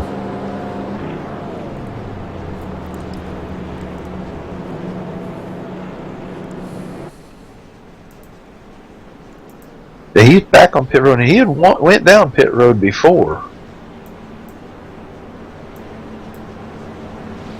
So only 11 cars out on the track right now. We started with, 19? Yeah, that would be correct, sir. It's just kind of attrition. Yeah, it's been pretty grueling for these guys. I think they're gonna they're gonna really want to put this one behind them. This has been pretty rough.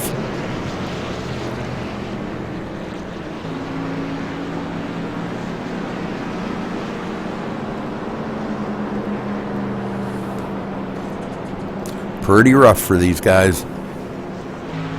This is a tough place to race to begin with. This wind in turn 4 isn't helping any. This car, so much power, with all of those factors together, you got to do a good job of wheeling the machine to get this. They still gonna lined up, double file. Double file again? Okay. Go ahead, Roger. You bet. Wow, we're going back to double file restarts here. Ellen Gibbon, Joe Roberts going to bring us down. Ken Willie, John Schweigert right behind that. Going to be a first time in a while we've restart too wide. Pace car's in. Gidman on the gas.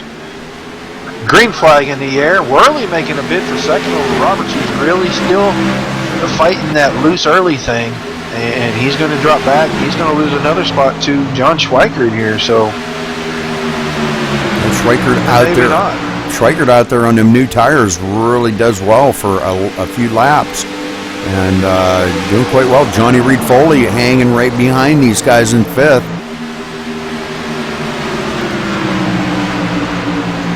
What a run by Roberts off of 4. He's got a run on Worley right here down the front stretch. Yeah, he definitely is coming on strong here. Wasn't really good on that restart, which he said that he always had trouble, a little bit of a loose condition on them restarts. Take him a couple laps to get the tires heated back up, and we're seeing it now.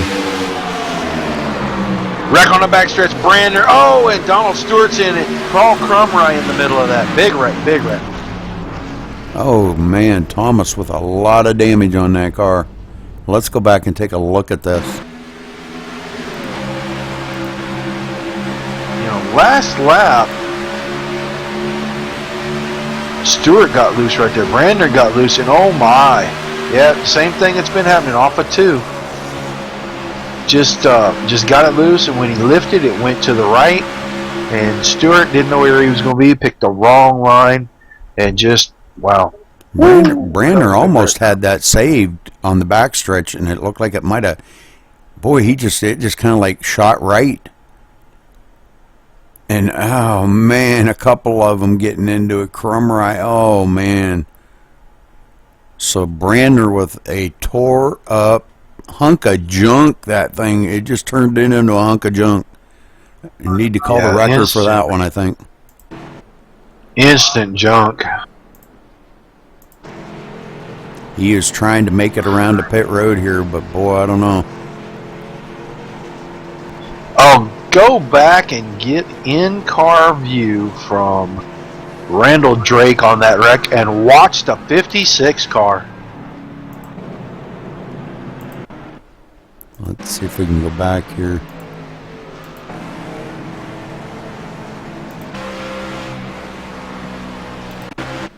Well,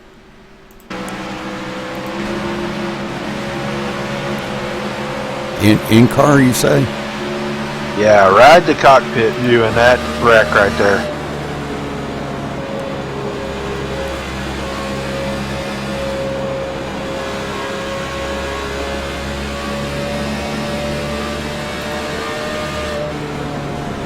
Oh my. Oh, that was bad. He missed all of that. That was Stewart was airborne right in front of him, flew right over the car. Holy smokes. Unbelievable. Alright, let's get back up here to the front because Johnny Reed Foley in 5th and John Schweikert coming down pit road here. What's going on with him? Might be looking at getting some tires. Randall Drake just killed the commitment cone. 50 laps to go here.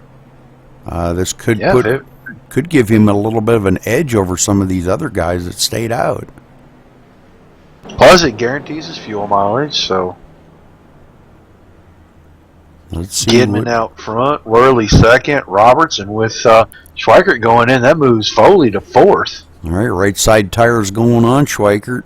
Left side, so 4-tire change. And I'm sure he put just a splash of fuel on that. Make sure that he can make it the rest of the way. He wouldn't want to fill it clear up. I got his logic now. I figured the whole thing out. There's only cars left on the lead lap.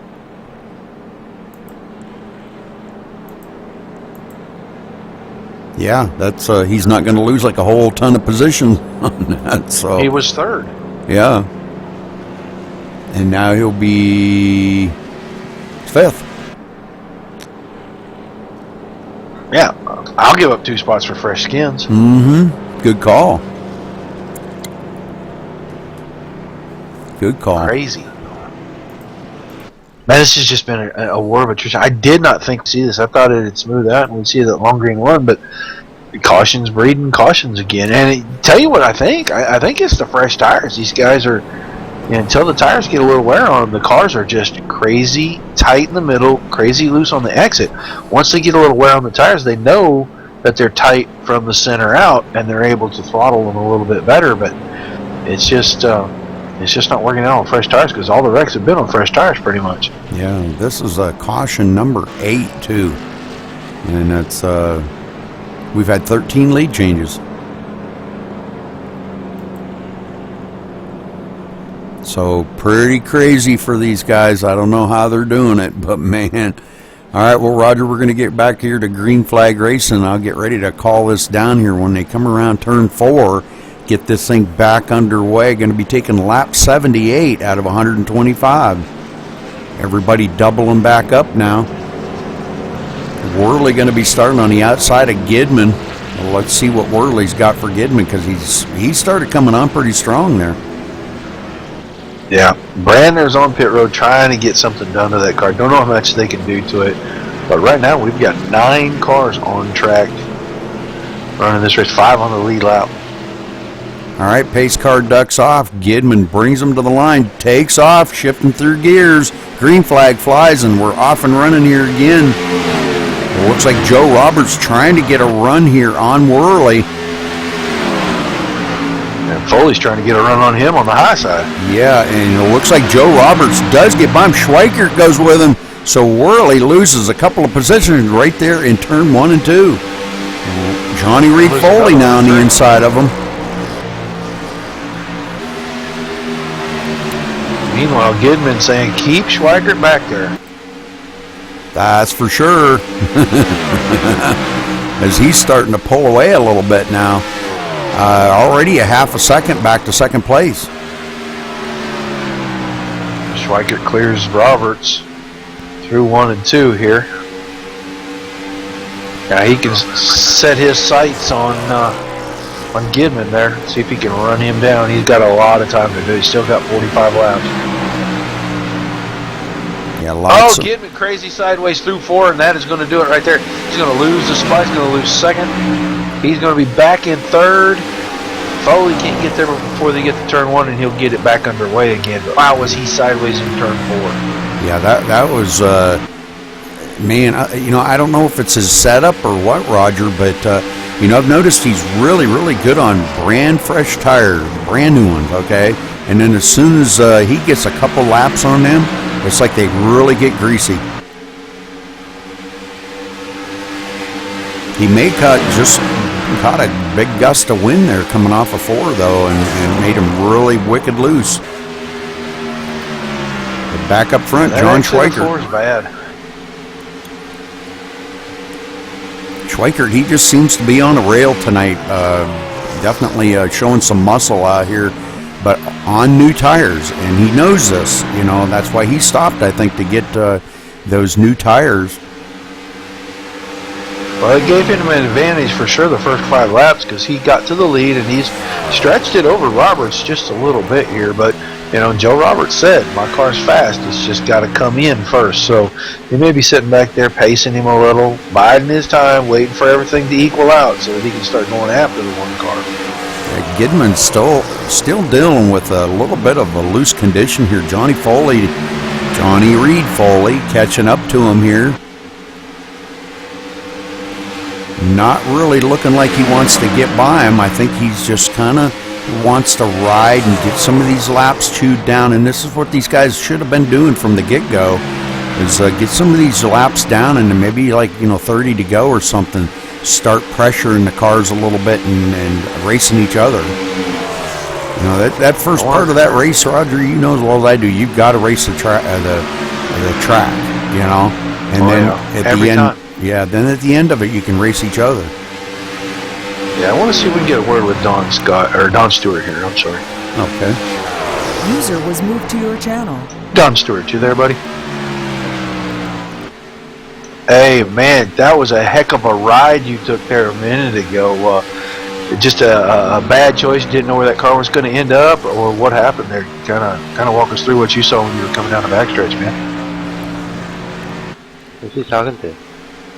You, buddy. We got you in the booth with us here interviewing you. Oh, I didn't didn't know. the booth. I was talking to my teammate and I was wondering what's going on. I'm not in the race no more. I'm watching the broadcast. But yeah, the car in front of me, he got loose there and he tried to save it. And just as I noticed he's about to save it, he hit the wall again. And I just couldn't react. It was too late, and we were in the wreck. Man, you went for one heck of a ride. We showed the in-car from Randall Drake. You went airborne right across his hood. What a ride! That was pretty intense. Yeah, I felt like a boy there for a while. But anyway, I have an awesome time racing these guys. They're like the best guys to race with. And I'm just honored to be here racing with these fellas. And with you guys broadcasting the race, you know, you do such an awesome job. And I'm just blessed to be here. Well, man, we appreciate you taking the time to come by and chat with us, and we look forward to seeing you next week. Oh, Foley's sideways in the grass down here. He's backwards. He's coming on the track. That's a caution. Oh, yeah. That's unfortunate. Well, Don, we appreciate you coming by, man, and sorry to surprise you like that. I should have said something before I drug you up here, but I didn't want you to leave and not get a chance to talk to you, because that was a massive impact and a huge wreck, and we wanted to hear your side of the story, bud. Thanks for dropping by. No problem. Yeah, no problem. Yeah, it looks like Johnny Foley User was moved out of your channel. just getting loose, coming off of 4. And how many times have we seen him go out across there mowing that grass? That's not a lawnmower, that's a car. Well, don't tell Johnny that. He is just You know, mowing he's that. fighting that same thing, Rudy, that turn 4 right there. I watched that lap. He got a little bit tight, was headed out to that wall, turned a little more wheel in it. That right rear just couldn't take the stress, and it started to rotate. And when it starts, it's really, really hard. It's really, really difficult to bring that thing back. Sure is, yeah. It's a tough thing to handle. I don't know how these guys are doing it as well as they are doing it. Schweikert, looks like they're all coming down pit road now. Every one of them.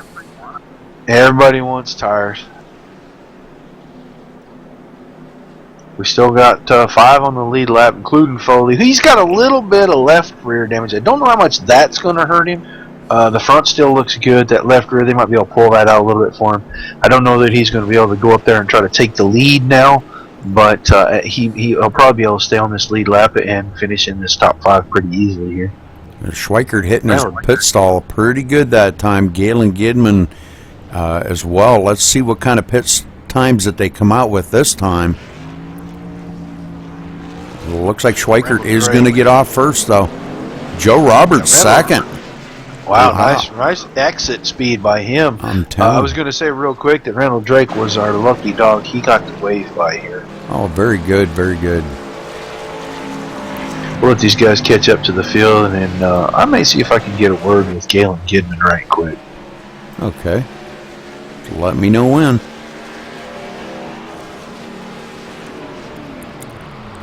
Let's get him caught right up here.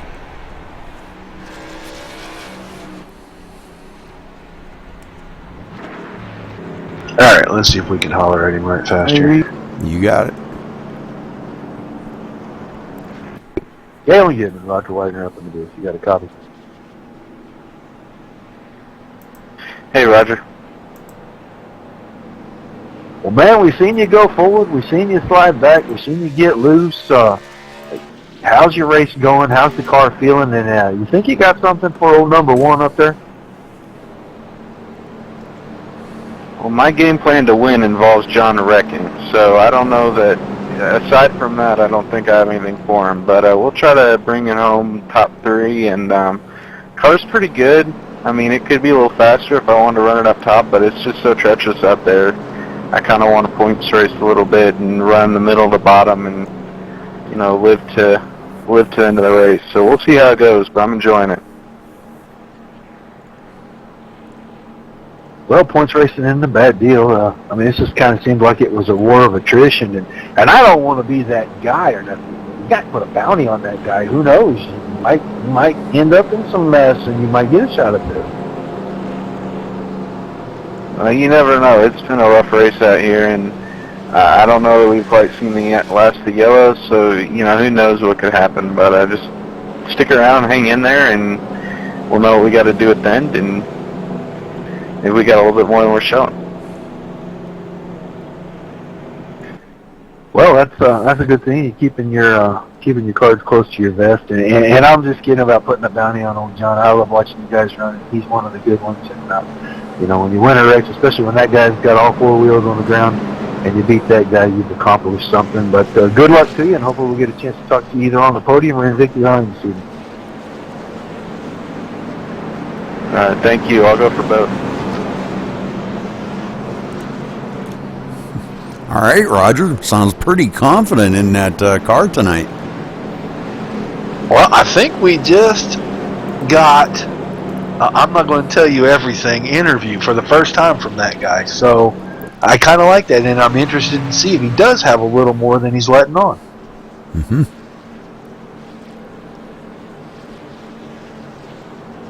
All right, so and Joe, I poke fun at, I'm sorry, Reed, but I poke fun at old Schweikert because I've known him a long time, and the whole bounty thing, I'm just kidding with that. I would never want to see somebody put a bounty on any driver. I just like to poke fun at old John and bust him a little bit. well, get ready to call this down, Roger, because they're going green. You bet, buddy. Well, we picked up a 6th car on the lead lap, is that right? Is Drake? No, he's still 1 lap down. Yeah, he's still 1 lap down. Well, the pace car is in, and we're going to go back green here, lap 92. Schweikert's on the gas. Green's out.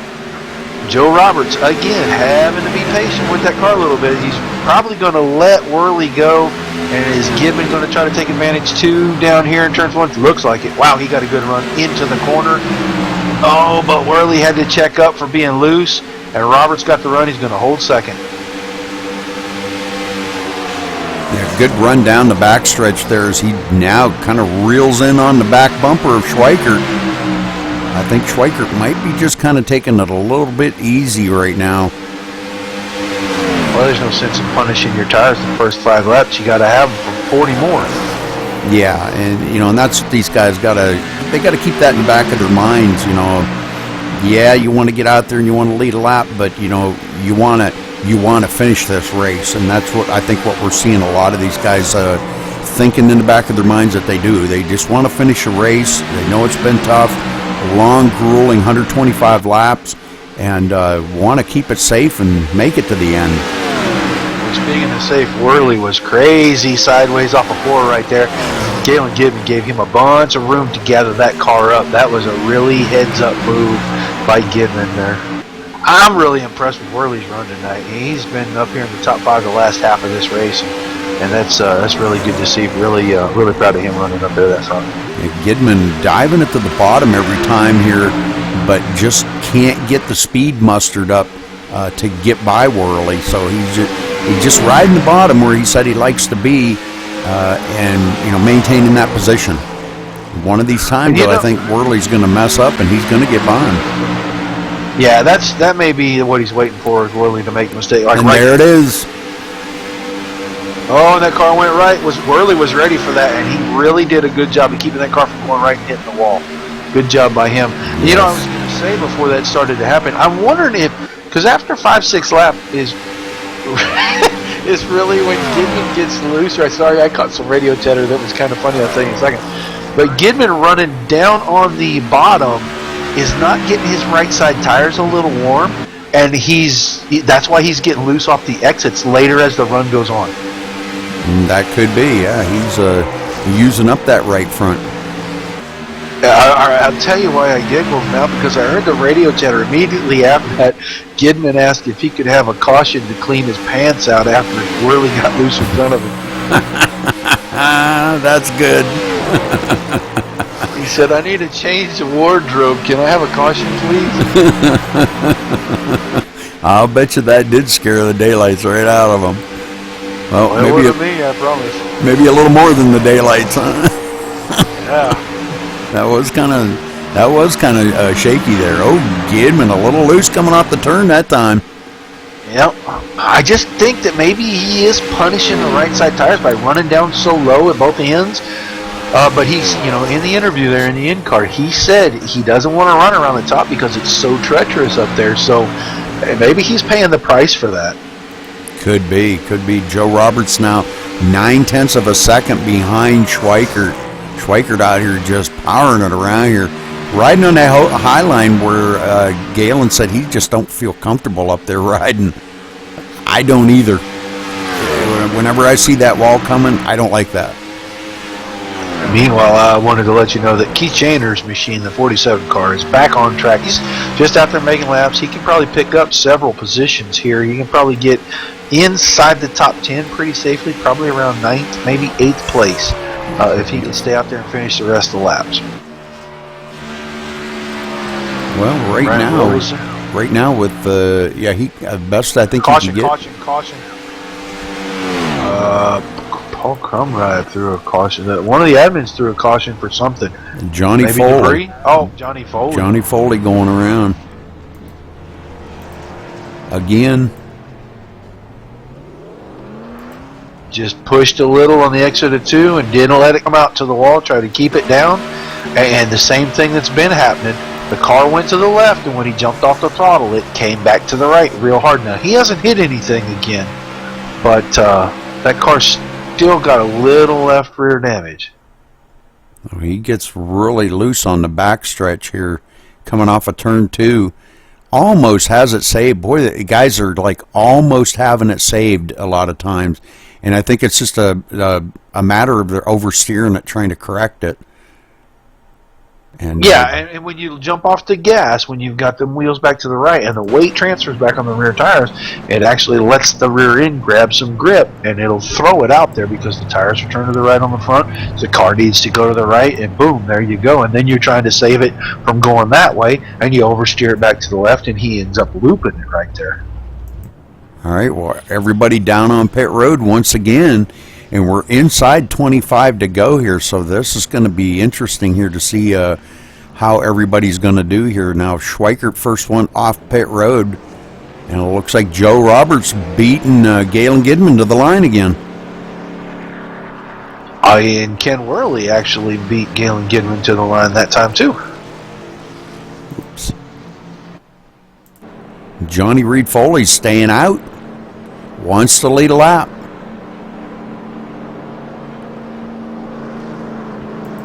Not sure if he's going to lead one or if he's going to stay out there long enough to lead one or... I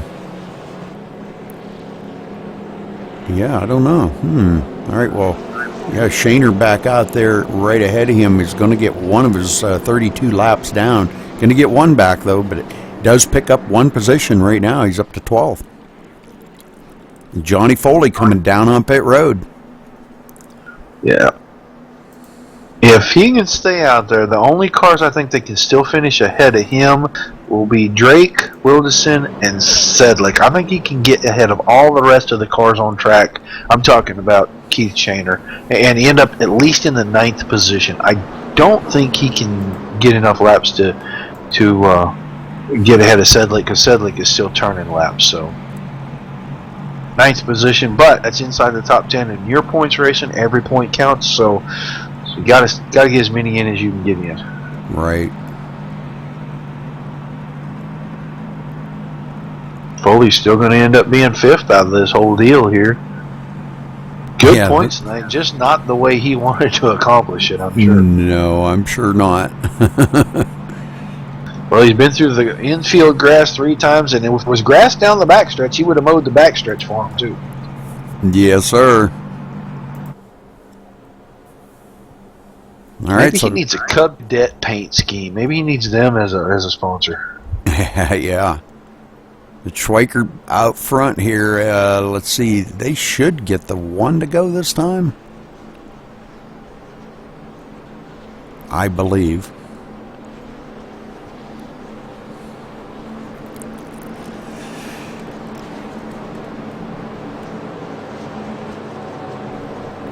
Yeah, it looks that way. Yes, sir. All right, so now we're going to see everybody double up. Joe Roberts. Wow, what an amazing job he has done tonight. Just keep that thing right up there, 2nd, 3rd, pretty much all night long. I mean, that's just amazing for him to have that much agility, you know, and strength to pull this off and get up there. But I'm not sure if he's going to have anything for Schweiker. But we may see them two battling it out come to the end of this, because as Joe Roberts said, his tires do come in a little bit later in the run, and everybody out here right now on fresh tires, he's probably going to be slow on the restart, but I look for him to maybe make a move here. Worley's going to be another tough one here. I think is going to go inside Roberts probably right after the restart and try to take that position away, but Joe Roberts going into 1 and 2 is probably going to come out of that on top. If Worley can't get back to the gas through the center of 1 and 2, Roberts can hold it on the outside. But everybody knows that he's fighting that cold tire loose condition, so everybody there is going to try to take advantage of that for him as the pace car comes in. Schweiker takes off like a rocket, and Worley does get a run on him. Joe Roberts goes back to 3rd right there real quick. Now Galen Gidman making a move on the inside of Roberts, but can Roberts hold it on that outside? Boy, it looks like he's got a good run on it right there. Tucks it up under Worley. Now going on the outside of Worley, and Worley kind of checking up there a little bit, and that makes Galen Gidman check up, but here comes Johnny Reed Foley right up behind him, making a 4-car battle out of this for 2nd, 3rd, 4th, and 5th. And they are racing tight and close to one another with 20 to go here. Gidman gets into the turn so good, but Worley right there to kind of make him check up a little. And Johnny Reed Foley on the outside of Worley. I just wanted to say, man, he is showing some strength right now. Man, where did he come from? Out here on fresh tires, and I think he wants to say, you know what? Oh, he hits that wall. Oh, man, he just can't get a break off of that wall of turn 4. And all that work he did getting the car straightened out and getting it better for this this short run here at the end just went away with all that damage he just picked up down the right side of that car. That's for sure. Meanwhile, back at the farm, John Schweiker is Gandhi again.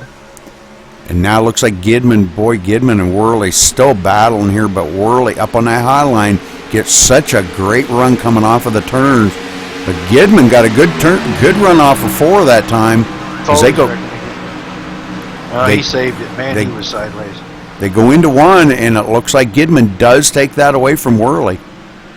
Yeah, sorry about that, but I saw Johnny Foley put the left side tires on the apron there on the front stretch and turn sideways again, and I didn't want to miss another Johnny Foley spin. I kid.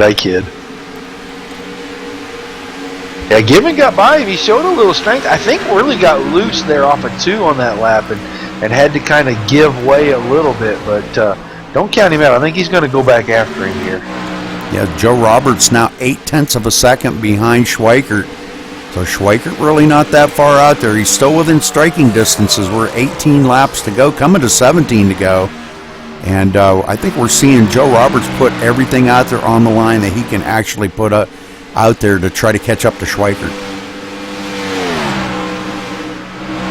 Yeah, I don't know if he's got anything. I don't know if the run was going to be long enough for his car to come in and maybe Schweikert's to go away.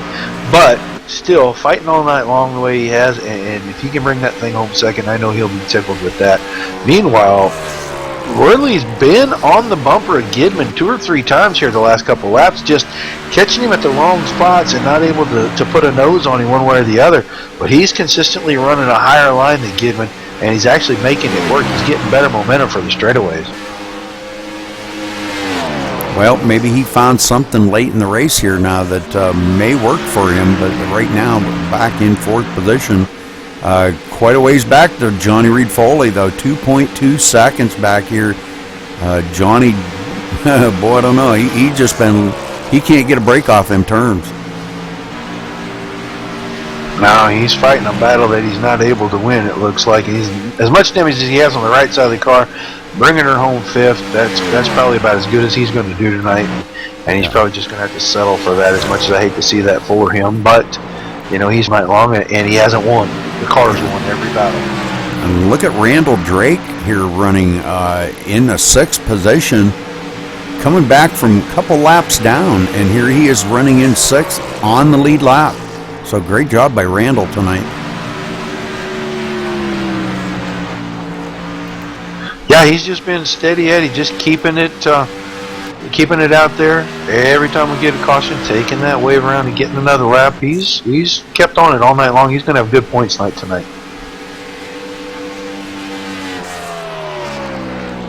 All right, Schweikert out front by about 1.4 seconds. Coming to the line, going to be 13 laps to go this time by. 1.5 seconds ahead of Joe Roberts. So Joe losing a little bit of ground to Schweikert now. And I don't know if Schweikert's not saving anything up, man. He is really putting the hammer down. Yeah, he knows it's go time now, and he wants to see what that car's got. And he's wanted to know this pretty much the whole race, I think, on a longer run. What do I really have? So whether he's going to win it or not, he's just going to go ahead and run that thing in the ground and see what she can do. He's going to be really happy with this result. I know that. And Joe Roberts definitely pulling away from Galen Gidman. Galen Gidman, man, he's lost a couple of tenths here, as him and looks like him and Ken Worley still battling back here. Ken closes up on him, and then he loses ground. So them two still going at it back here for 3rd and 4th.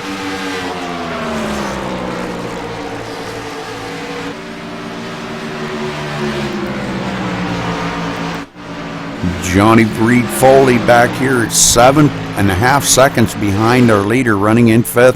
I think he's just kind of chilling right now. He doesn't have anybody immediately on his but-for position. Randall Drake's about 2 seconds behind Johnny, so just got to keep it out there ahead of him, I guess, for the rest of this race to bring it home in the 5th spot.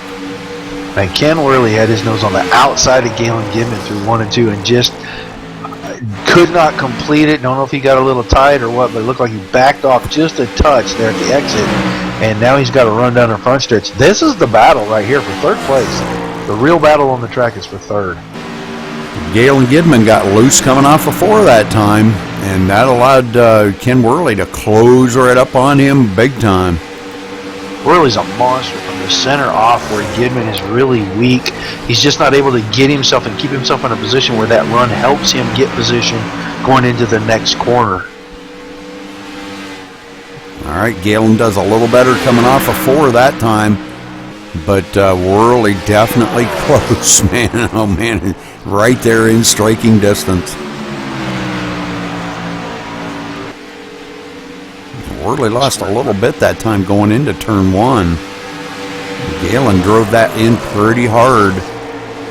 Yeah, he's just not good in 1 and 2 for some reason, but the rest of this track, he is so much faster than Gidman. If he could figure 1 and 2 out in the next couple laps, he might be able to take 3rd place away here from Galen. Yeah, Joe Roberts now 2.3 seconds behind our leader. So, man, I'm telling you, Schweikert out there just showing the way. Class of the field tonight. The fence off of 2. Who? Kidman drug the fence off of turn 2 there and let Worley close up. Now, if he can get that run right here, he might get some position going into 1, but I don't know if he's close enough right now. 1 and 2 is his weak spot, and Gidman's better there, but Gidman is weaker everywhere else around this track. Worley's just got to find something in 1 and 2 in the next 2 or 3 laps so he can mount a charge here.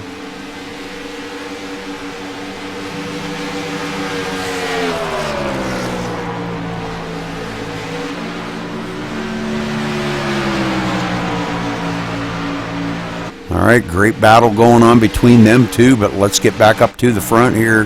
John Schweikert now 2.7 seconds ahead of Joe Roberts. 6 laps to go, coming to 5 to go.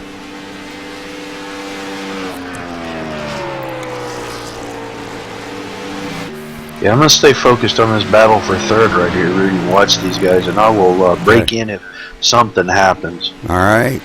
As Schweikert come across the line to take 5 laps to go here to finish up this grueling race for these guys. We've had 10 cautions, 14 lead changes, and it looks like Schweikert has led the most laps with 82 laps he's led tonight. So great job by him. Galen Gidman 20 laps. Joe Roberts has led 6. Nathan Sedlick led 5. Which Nathan is back out on the track now, just to let you know. About 3 or 4 laps down. And Thomas Brander's led 1, so we've had quite a few lead changes just amongst a handful of drivers. But Schweikert showing the way now, almost 3 seconds ahead of Joe Roberts. This time by, going to be 3 to go. Joe Roberts was just hoping that there'd be some way he could get up there and close up on the back bumper of Schweikert to give him a battle for this at the end. But Galen Gidman still hanging on in 3rd, and Worley trying to work him over, waiting for Gidman to make a mistake and reel him in and get by him. Yeah, he's just not finding anything in 1 and 2 at all to get there. He loses so much. Rest of the track, he makes everything back up, but in 1 and 2, he's lost so much time to Gidman that he can't get any position on him. Wherever he catches him is a bad spot to try to attempt to pass. All right, Schweikert coming to the line this time, going to be 2 to go. 2 laps to finish up this race for these guys. Great race from been quite a long green flag run here this last little bit, Roger, and I think we've seen that the guys that can do it, if they kind of put their minds to it, keep their feet working together, with the gas and the brake or whatever they got to do.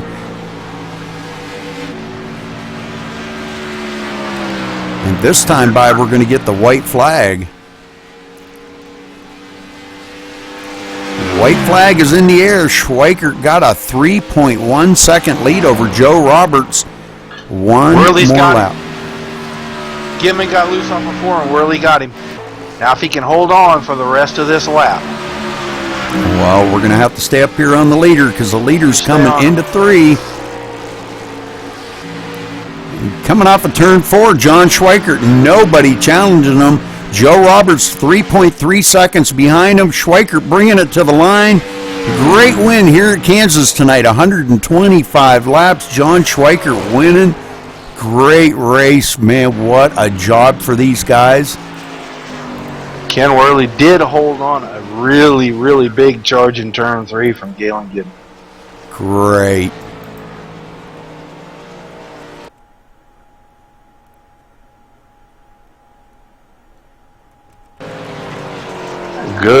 Good finish to this race. Last 25, 26 laps with Green. That's a good finish to this race. Schweikert just dominant.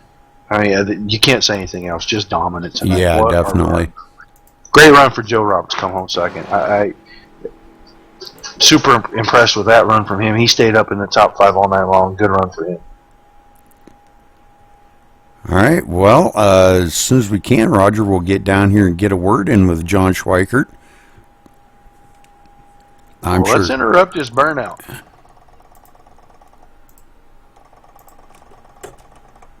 Jump right on him there. John Schweikert, this is Rudy Cummings up in the booth. You got a copy? Yeah, go ahead, Rudy. John, you finally finished this thing, bringing home in the top spot. Congratulations to you on your win. You definitely were on a rail them last few laps. Great job. A lot of pit stops that you made. One time we seen you kind of slide through your pit a little bit there and had to back up, cost you big time. But you come home the win tonight. Tell us about your race. The race was really good. I made several mistakes, but my crew chief, Michael, he kept my head on straight and told me I had a fast car, and I believed in him, and we just kept digging and come right back through there. So it was a lot of fun. I definitely appreciate all the guys, all the competition. It's a lot of fun to be out here, and this was a really tough track. So just glad we're done with it and move on to the next. Absolutely, yeah. A lot of cautions in this race tonight. Definitely, we seen turn 4, a lot of wind in turn 4, and it seemed like everybody was really struggling with that. How did you maintain that? Did you have a setup that was really good coming off of 4, and the wind didn't bother you, or what?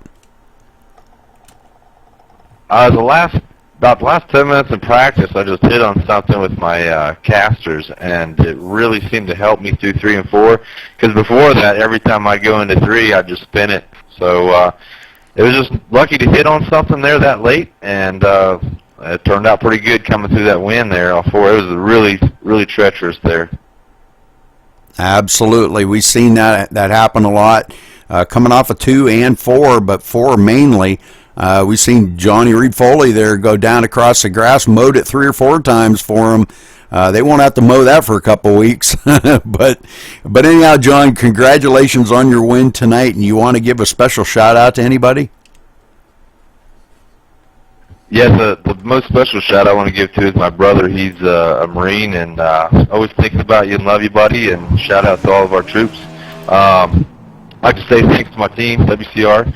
Ken, Keith, Brian, and then our crew chiefs, Michael Gibbs and Gary Kleinfelter. Did a really good job week in, week out, making these cars fast and stable, and hopefully we'll just keep plugging away. So here we go. Okay, John, congratulations again, and thanks for talking with us, buddy. Roger?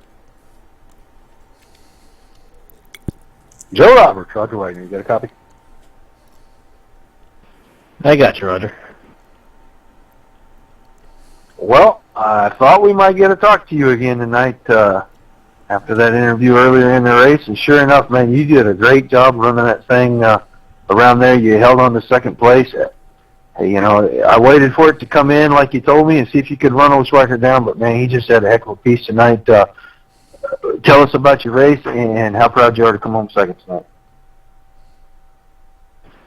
Definitely coming home second to a guy like John, that's something to be proud of. And his car was really fast, and I had a chance to catch him probably in the first 10 laps. I could keep the gap about even.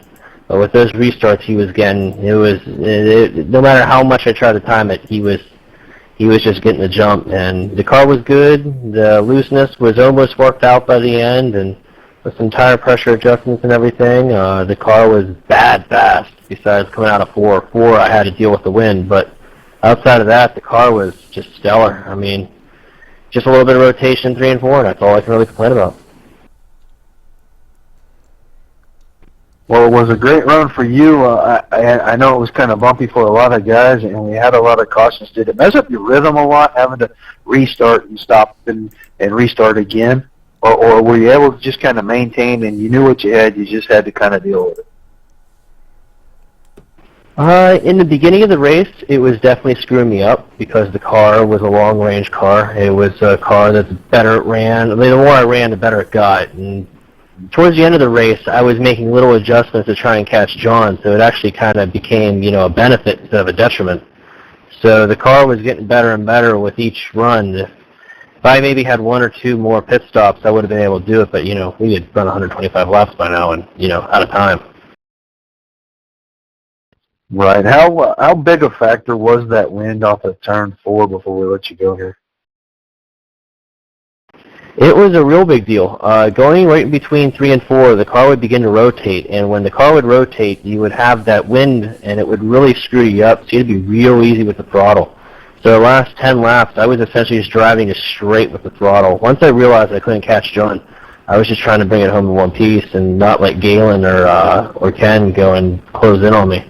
And yeah, the wind was a huge factor. I'd say pretty much the story of the race outside of the cautions early on. Well, man, congratulations again on the second place finish. And is there anybody you want to say a special thank you to before we throw it over to Rudy and Ken Worley? I would just like to thank everybody for putting this race on. I'd like to thank Scott, Johnny, Ross. I'd like to thank all of them.